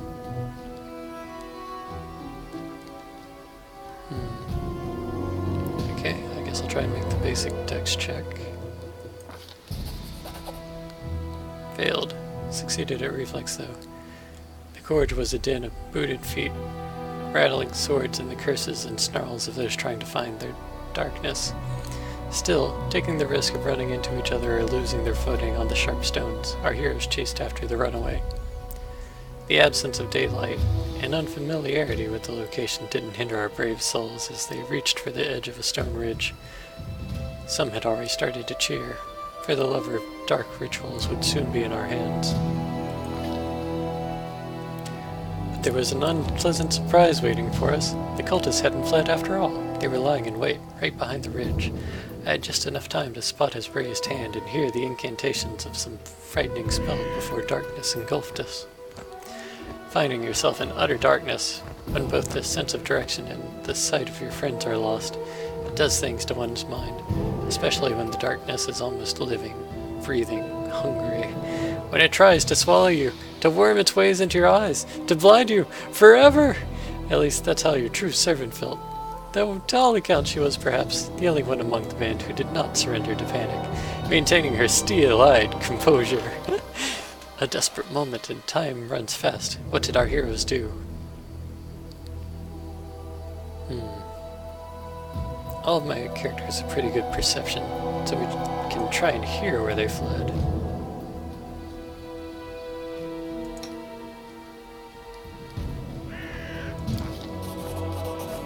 Yes, succeed. Having decided to plunge through the darkness, Akundio had forgotten one important thing. Besides their companions, there was the surroundings to worry about as well. All we heard was the crack of what might have been Akundio's skull hitting a rock and a dull thud as their bodies slumped to the ground.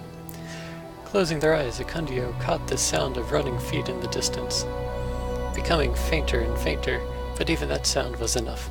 Once we heard where the cultists had fled, we used the sound like a compass to guide us, and we were soon out of the darkness easily. But before the villain disappeared, Akundio noticed an important detail. The runaway was limping on their right leg. When the others were free of the darkness, the cultist was long gone. Where could he have gone amongst these rocks? As our brave heroes reached the edge of the plateau, the vastness of the Camerlands opened before them. An ocean of high grass as far as the eye could see. A beautiful sight, but finding our quarry in this green sea, it would prove impossible. With our heads down and hopes lost, we descended to where a small streamlet flowed amongst the stones, and then before us, good fortune. In his haste, our villain had run through the high grass, leaving a trail for all to see. The party immediately set off, driven by a single desire, to catch the criminal who dared to escape the punishment of the Baron and had led us on this unwelcome chase. We moved as swiftly as we could, but even the ground seemed to fight us. Rock gave way to mud, mud which grew deeper as we marched on and seemed to grab at our boots.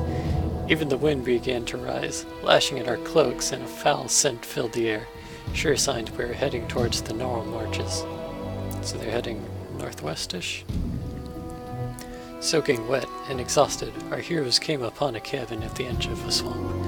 According to Keston, it was a hunter's lodge owned by Doomra, a hunter who lived there alone, and was known for her great temper and little patience. It also looked as if it might be a place where the cultists would seek shelter. It was unlikely the runaway would brave the depths of the Gnarl Marshes in the middle of the night, so the Baron pushed open the door and stepped inside, letting a touch of cool night air in. And we've been to this place before and talked to the owner of this establishment before.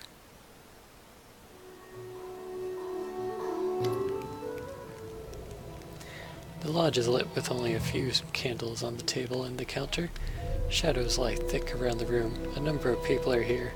A well-dressed couple at one of the tables, a girl in simple dress, dozens near the opposite wall, and at the counter is an untidy dwarf. She's wiping the mugs and glaring at you.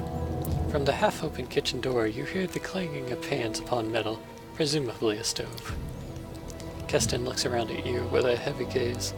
Things have gone from bad to worse. We must find the cultists before they flee, and we have no idea what they look like. The people in the lodge look surprised and concerned.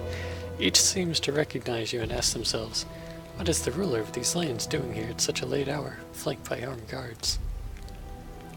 Keston's hand falls to his weapon. Your Grace, I'm ready to make an arrest, but if you wish to investigate further before making a decision, I'll make sure no one leaves the lodge until you give the order. I'd like to look around and speak to these people. Maybe I'll find something. As you command, Your Grace. No one will leave this house. I'll make sure of that. Keston looks around the hall once again. My advice? Take their room keys. Their personal belongings speak their owner's intent, often more than their masters would like. That may interrupt things. I have already looted all of these rooms. Or maybe it'll help. Maybe new things were put in.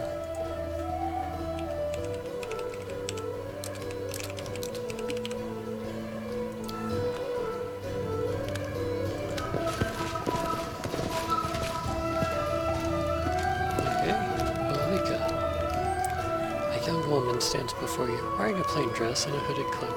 Her belly is swollen. She is pregnant, and her time is near. Being pregnant's kind of Lavashtuish, although it's also regular humanish. I've heard other people calling you Baron, Your Grace. It's an honor to be in your presence. I am Malika. What are you doing here? I'm taking what rest I can after a long day on the road, Your Grace. I'm a widow. Malika stopped short. I've barely had 2 seasons to mourn my husband, and he left me with a child, and in difficult times like these. I've got a sister in Gralton, God's bless her. She's agreed to give me shelter in her house, so I went there. There was nowhere else to go. She's from Galt. You recall the location of Galt and Gralton. As far as you know, stolen lands lay aside from the places Alika had named. I already think it's Alika. Are you planning to stay in Gralton? I don't know yet, but if things turn out well, why not? It was a long journey for you. I have little coin, Your Grace, so I have to beg traders on the roadside to ride in their carts. I spend nights anywhere I have to. This place is at least warm and dry. I'm looking for a cultist. Can you help me? Cultist? That's horrible, but how can I help you? Have you seen anything suspicious tonight? No, don't think so. Do you know anyone in the hall? First time I've seen these people was when I stepped over the threshold of this lodge. When did you step in? Do you know who came to the lodge last? I heard a noise from the kitchen. It was like something fell on the floor. Then this grumpy old lady, Doomra, came out. Let's talk about something else. Need a key to your room. Okay, I have your key.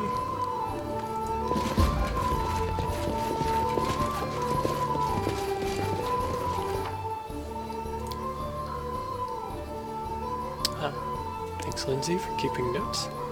According to Alika, she's traveling from Galt to Grethen.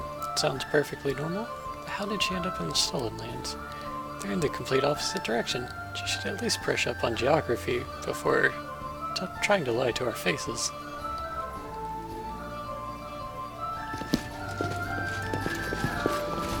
Forwards.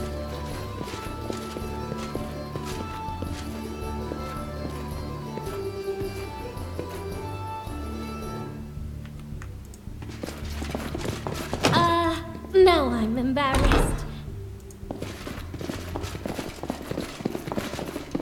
Done. Tendron's chest.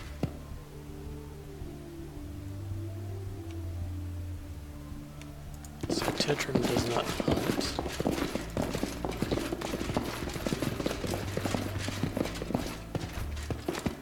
I did as you asked. Without a doubt. This is Alika's room. Modest clothing, food, purse, herbs, and other personal belongings.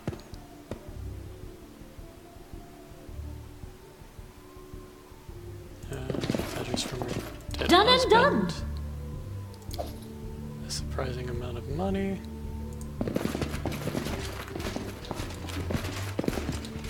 I will guide us. Okay, so she doesn't have anything culty in her room. I wish I could ask them Our to just path walk in a leads straight on. line.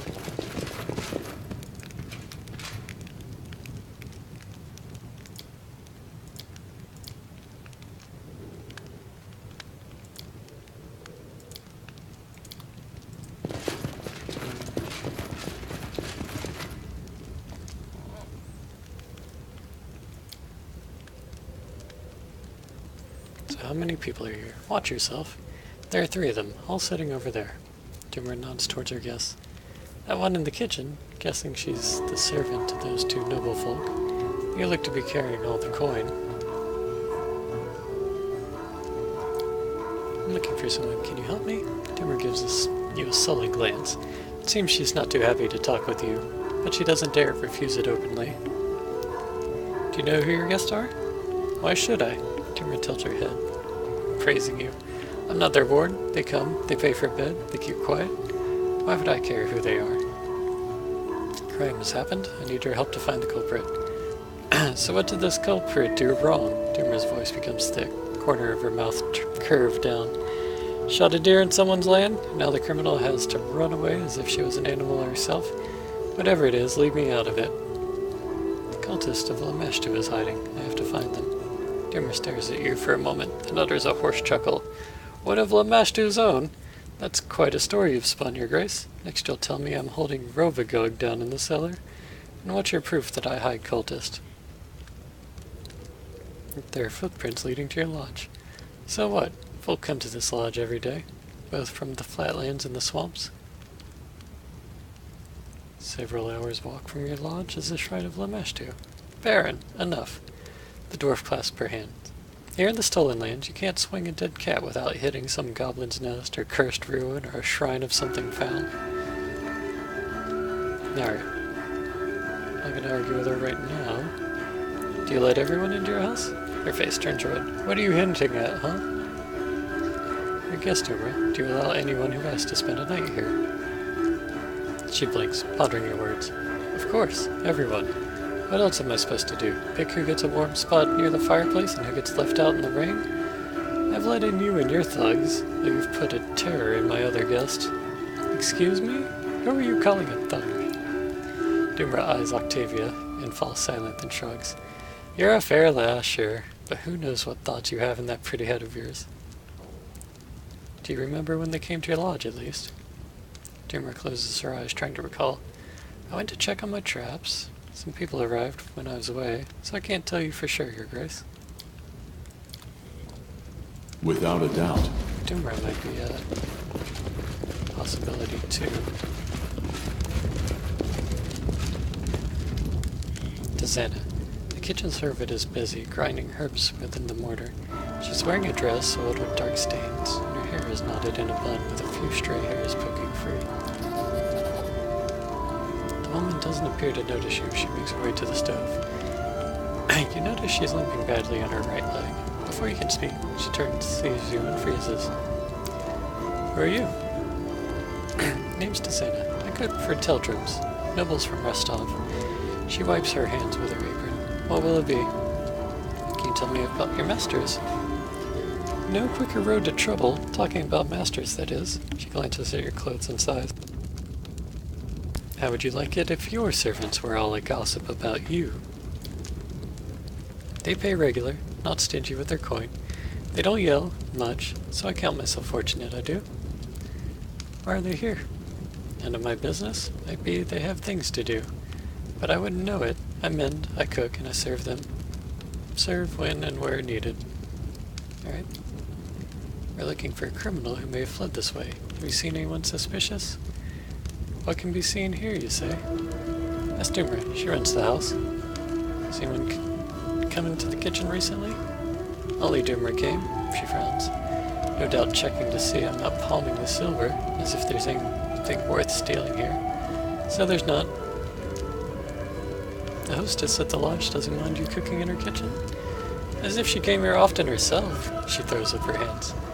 Filth piled in the corners, the floor sandal deep in dirt. I had to work my fingers to the bone to clean the kitchen before I could start a proper meal in this. She curls up her lip. This cowshed. Okay. What are you cooking? She throws a glance at the stove. I thought that was for tomorrow. Tomorrow's midday meal it is. Making the stew pot. It looks strange and smells odd. You lean over and smell the stew. And immediately flinch. The acrid stink of vinegar feels like a punch in the face. Besides, you can smell some strange spice, which would be inappropriate at dessert, but not a first course for dinner. Alright. Indicate your room. Room? No, I have a room except here in the kitchen. That's a bench. Still, warm enough though.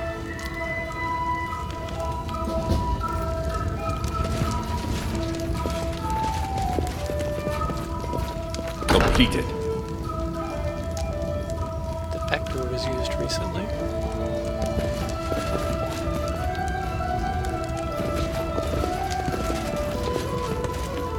It's starting to feel like everyone's in on it.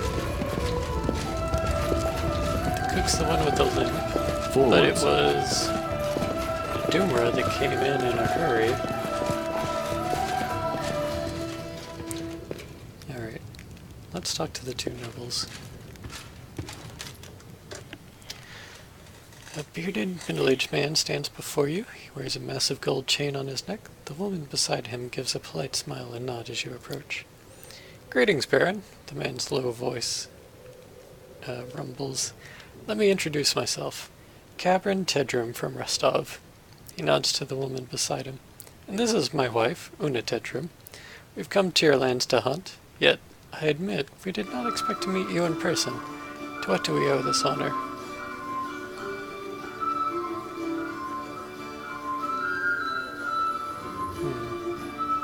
Tell me about yourself. I'm a legalist, Baron. He hooks his thumb into his embroidered belt. My job is to ensure Restov's laws are upheld. My wife is a keeper of the hearth, and my loyal companion in prolonged journeys. Una nods without a word, her gaze fixed on you. A legalist? So you're a judge? Not exactly. I work as a legal defendant in cases when a suspect's innocence must be proven. And I admit, I have moderate success in this field. Cabrin seems about to elaborate, then stops. No need to bother you with the tedious tales from the courts. We've decided a trip was in order. My husband worked long hours during the last several months, so we felt a journey would be good for us. Well, with a difficult job like yours, it's impossible to get by without some divine support.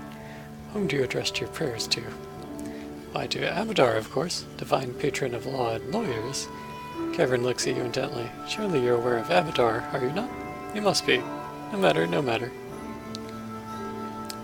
Oh Yes, I've heard about you and your famous legal cases. Is that so? He tries to smile, but his eyes are fearful. I doubt, Baron, that anything you heard concerned me. My family name is a common one. I've so many relatives, I know not a quarter of them. He clears his throat. You've recognized me at once. Do I know you? I doubt it, but news about developments within the stolen lands and your role in them has traveled far. Titus is a well-known name beyond your borders. Cavern gives a polite half-bow. The woman in the kitchen, your cook? Not quickly. Yes, we just can't imagine our lives without Tazana. Una coughs delicately. My constitution demands a unique diet. She studies you closely. A private matter, if you don't mind. So it seems like these three might be in on it together. Far from Brevoy, are you not? You see, I've heard the wildlife here are excellent sport, so I decided to see for myself. Sort truth from rumor, you understand. Fortunately, my fair wife was in favor of the trip, so here we are. Do you prefer snares or a bow? A bow. What kind of prey? Cougars. Magnificent predators. Worthy prey. For a worthy hunter. He gives an awkward smile. Well, I hope you enjoy your hunting. An odd place to rest for the night. Why, Baron, Una gives a false smile. We adore this charming dwelling. She glances around the dim hall. Her smile remains, but you notice she raises an eyebrow at her surroundings, as if in judgment. A crime has taken place nearby. The one responsible may be hiding in this house. Have you seen anything suspicious? They exchange glances. I'm afraid, Your Grace, we won't be able to help you. Have you seen anyone suspicious? We're not accustomed to such company, Baron. Besides, from the Rostov legalist point of view, every person in this room is suspicious. Do you know the hostess of this lodge? No, I don't. He rubs his brow. And I must say, she doesn't look forward to meeting new people either. Okay, so that seems authentic. He has not spent time here before. Do you recall who came to this lodge in the last hour or so? Captain cast a look behind you. On second thought, this young woman, I didn't notice exactly when she entered the room. He turns to his wife. My dear, perhaps you recall what was the name our hostess used addressing her? Olika, sweetheart. I cannot recall if I saw her at the start of the evening. Alright. Let's see what they say when I ask for the key to the room. Succeeded at a perception check. Despite Una's cool expression, you notice a bead of sweat running down her temple. As she spots your glance, her lips tighten. Cavern takes a key from his purse and hands it to you. As you wish, Baron. I didn't find any hunting weapons there. He becomes white as a sheet. You see, well. He licks his lips, which are now trembling slightly. Una, who is watching her husband closely, touches his shoulder lightly. I beg your pardon, Baron. She leans into Cavern and whispers something in his ear. Barely hear Una says, Get a hold of yourself, you fool. You'll ruin everything. These words seem to have the desired effect. Cavern suddenly straightens and smiles. Truth be told, it's a rather embarrassing matter. He gives a hollow chuckle. I proved a much worse hunter than I thought. Just imagine. I managed to set up not one, not two, but 3 bowstrings in a day. Infuriated, I broke my bow across my knee. It shames me to even speak of it. Una smiles gently and looks aside. I'll come back to you later.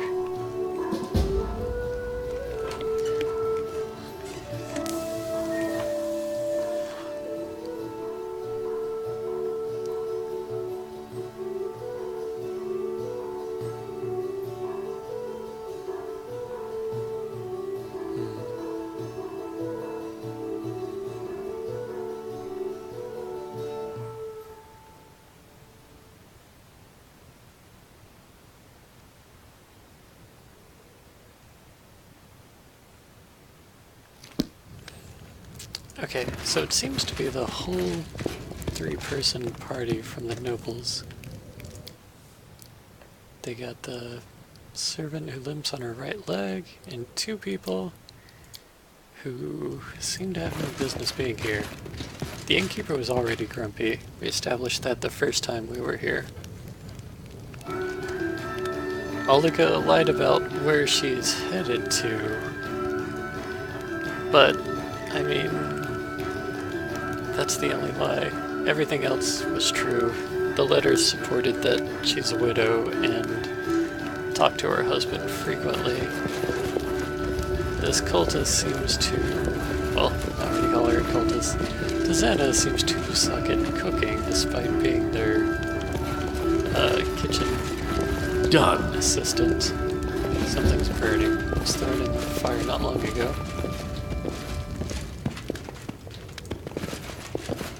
Okay, yeah, so she's just trying to fake having been cooking something for a while. So I'm pretty sure it's those 3. Okay. Who would you interrogate first?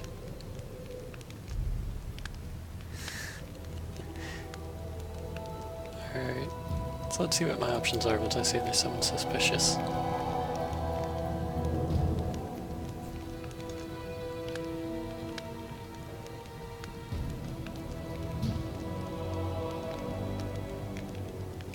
So, Dezana. Think so. As you wish, my baron. I'll bring her. But it's more than just Dezana. I think, Dezana, you know why I've brought you here. The kitchen servant cast a wary look at Keston, then you. I would? How? Do you test my lord? She gives a half smile, as if uncertain. How could I know what you're thinking? Enough. We know who you are. Lameshtu won't help you. Dezana is silent for a moment, then straightens like a serpent, her eyes cold with contempt. Is that so? Her accent has vanished. The demeanor of a peasant shed like a cloak. Then you know little of our faith indeed. The Great Mother is with me. Prepare yourself for her. The hard way. I grant you death. 6v1 shouldn't be too hard.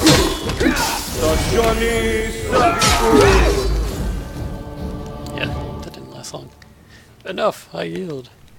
Stop, I surrender. The priestess of Lameshtu holds her hands over her bleeding wounds, moaning in pain. She raises the hem of her skirt and starts to wipe away the blood from her legs. Her right leg is covered with sores, oozing pus and yellow ichor.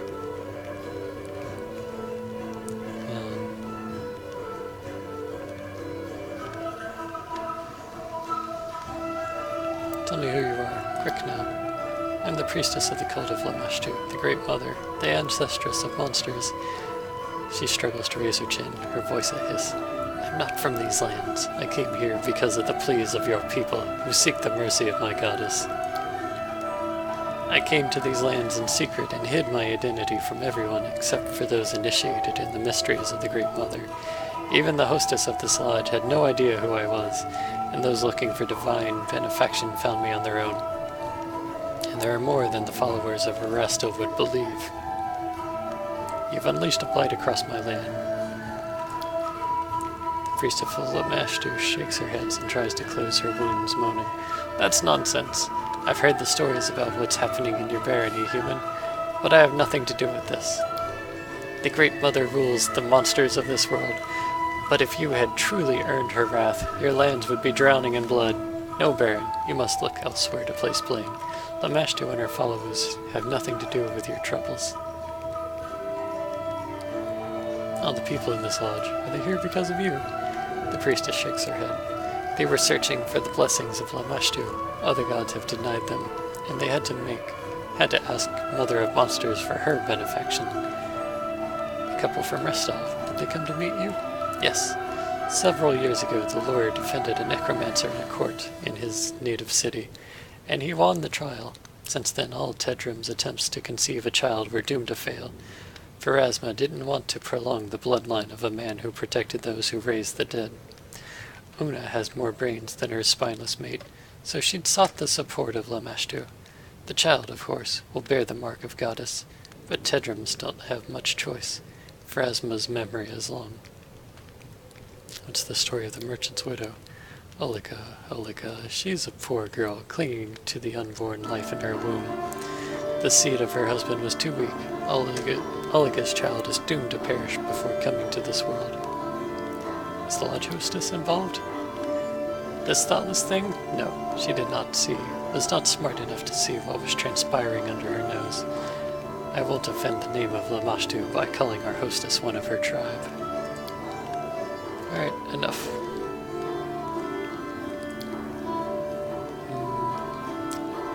What kind of rituals were you performing? We prayed to Lamashtu. We asked for new offspring in the pack. We mated like wild animals, free of stupid prejudices. Priestess lips curve in a grin. I'll spare you the details, human. Those like you are unable to accept the greatness of our ancient faith.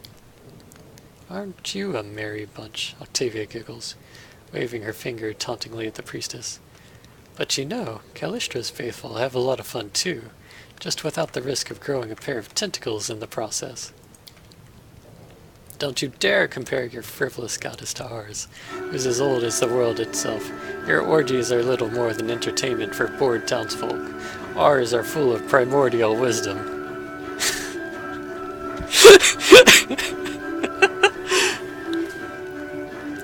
I have never once in a game ever had two people argue about which people threw better orgies. Wow, that is surreal.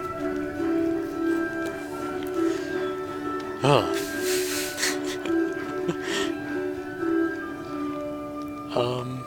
Yeah, I'm not impressed by your attempts to wound my pride. Where are the rest of your cultists hiding? Her face turns to stone. You cannot make me betray the children of the Great Mother. Torture me if you like. Lamashtu will grant me the strength to endure any pain you inflict upon me. Have you allied with goblins and other creatures? No, we have the same mistress, but our paths to faith are different. Alright, Keston, I have an order for you.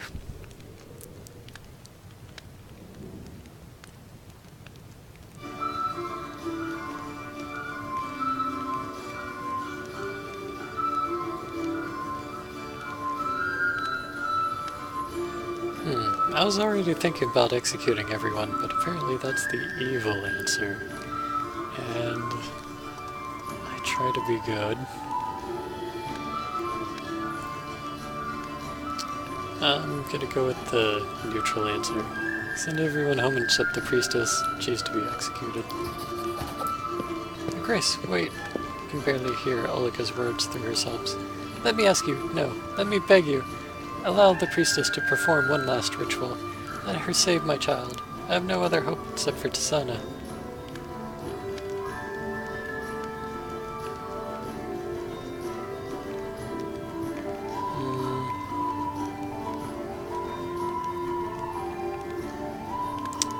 I'm not sure if this will be a good thing, but okay.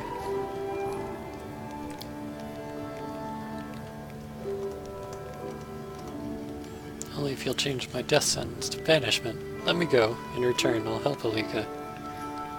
Then after that, I will leave these lands forever.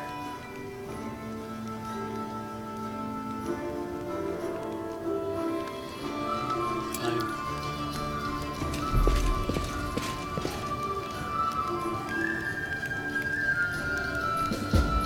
I'm alone alive. This is new. Thanks for sorting everything out.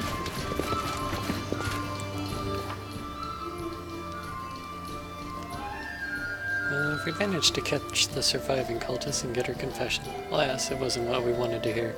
Seems the source of the blight spreading across the barony wasn't the Lamashtu cult. We must find some other leads to get the answers we seek.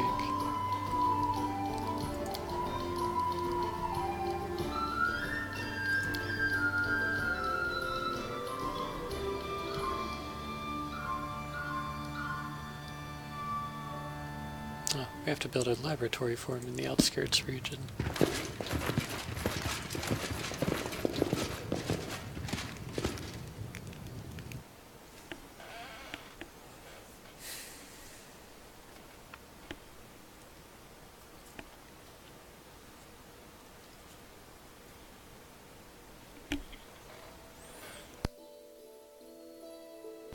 Well, that was fun.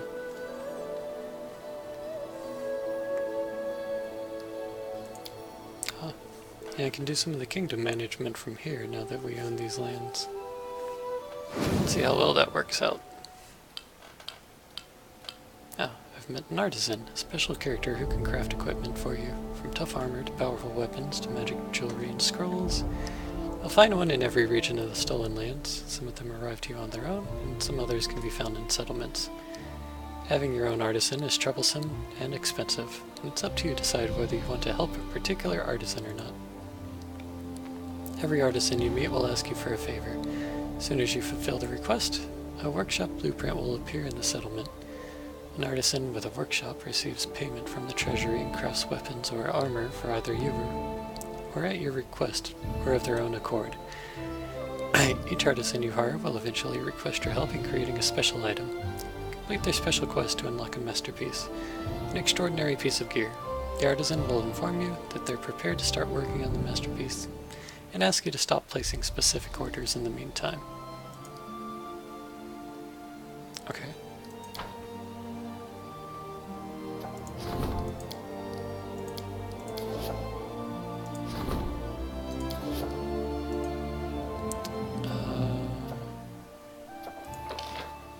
So we've got 82 BP. One more week and we can upgrade the town.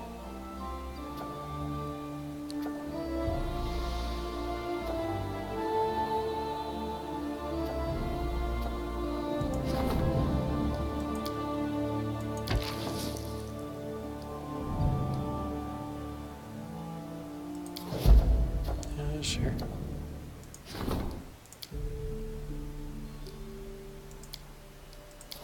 Need to avoid that one. Won't be able to do that for quite some time.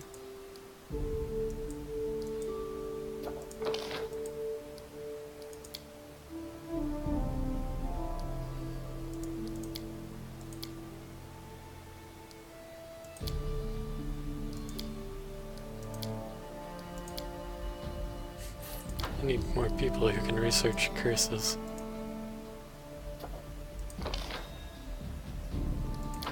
That's a lot of BP too. Okay.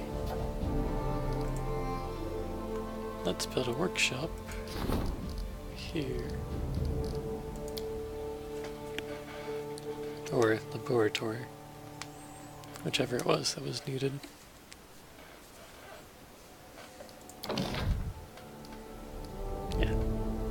Simple enough. Balkan's Alchemy Shop.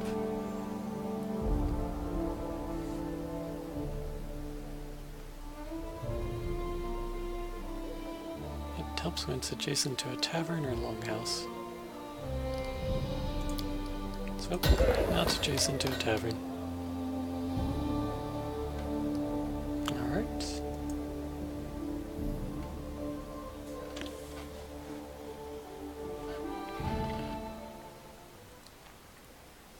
So I guess Bakken was the artisan that they were wanting me to pay attention to there.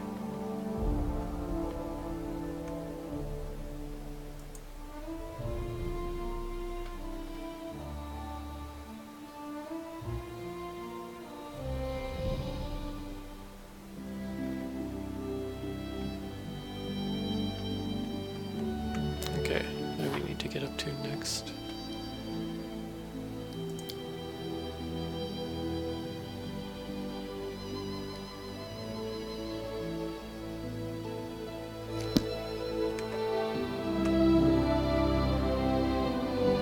So I guess the Shrine of Lamashtu was not the goblin lair I was thinking it was.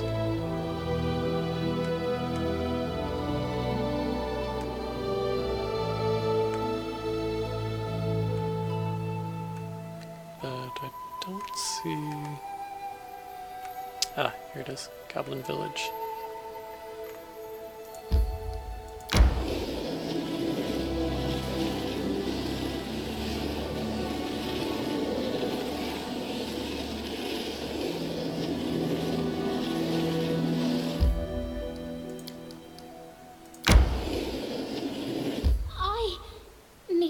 My breath.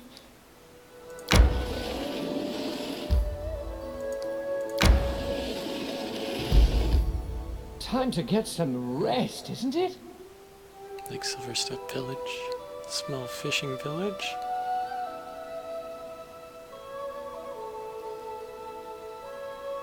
Local Nixies have taken a fancy to the countryside, and they don't think very highly of their noisy neighbors. Alright, let's rest. Actually, let me make sure everyone's spell book is the way I like it. Get an extra spell in here.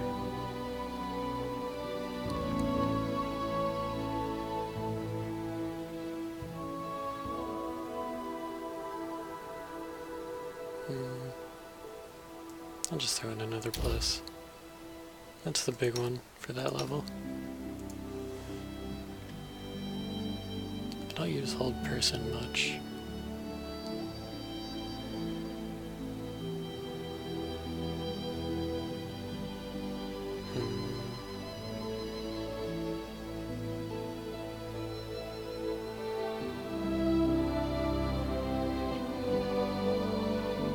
Yeah, may as well throw an 8 instead.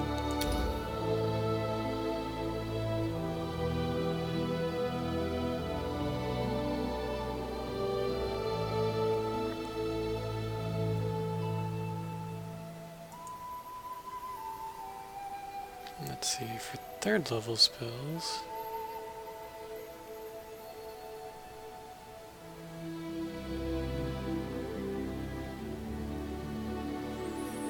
Let's see, so I can give something +2 right now. Pretty much all my stuff's already +2. I'll just stack an extra prayer.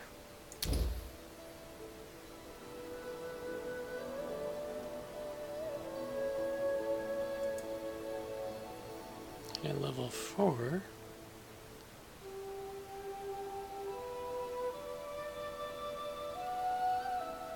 Dismissal is pretty good.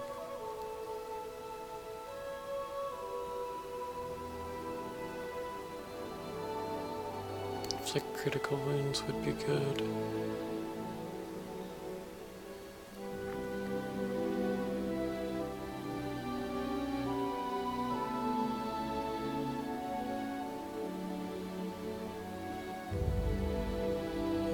Spit Venom's pretty good. I mean, I guess I shouldn't be surprised that a lot of the 4th level spells are good.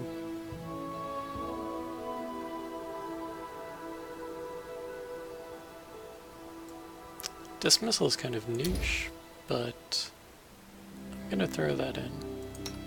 We can swap it out later if we don't feel like keeping it up. And I've never even messed with his spells. I don't ever use Longstrider. Using a long fang on dog would be nice. Or actually has a name now. I should give him Hurricane Vote for sure.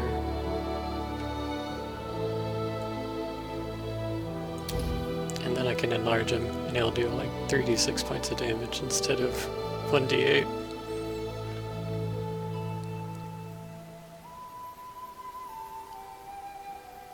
Yeah, combining those two will be very potent.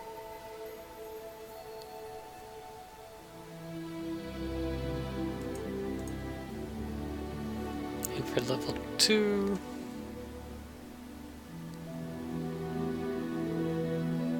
I'm not familiar with ranger spells, so I need to take a moment to look through these.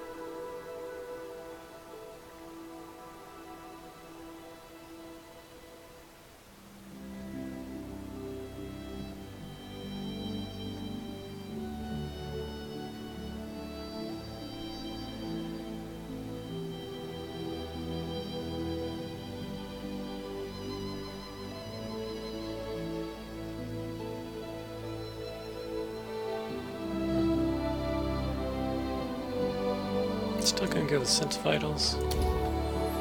If he casts all those buffs on himself at the same time, that'll be pretty potent. With Octavia, I have been wanting to mix Expeditious Retreat with Haste. Kinda just for the shits and giggles. For second level spells, yeah, it wouldn't hurt to have one more Acid Arrow.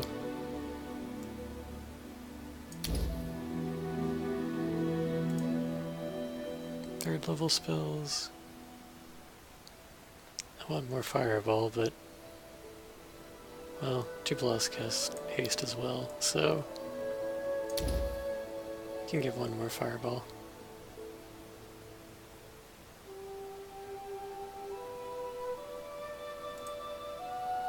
Oh, I haven't done any of these. Bad me.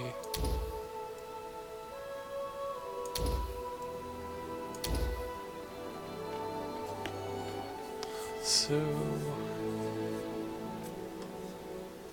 that one's AoE damage and entangled.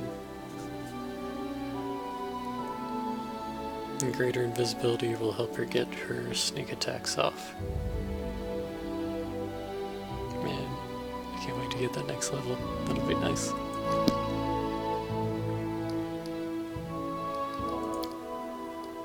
So now we can take a rest.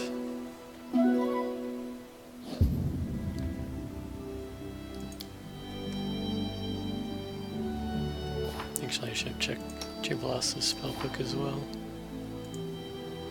Yep.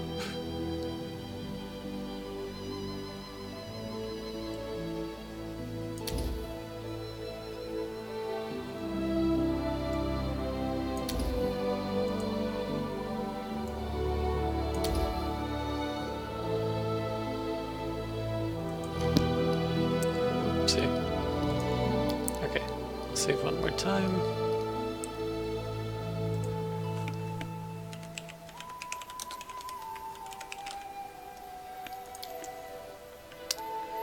And call this an episode. I hope you guys had fun. I know I did. Looking forward to seeing you next time. Peace.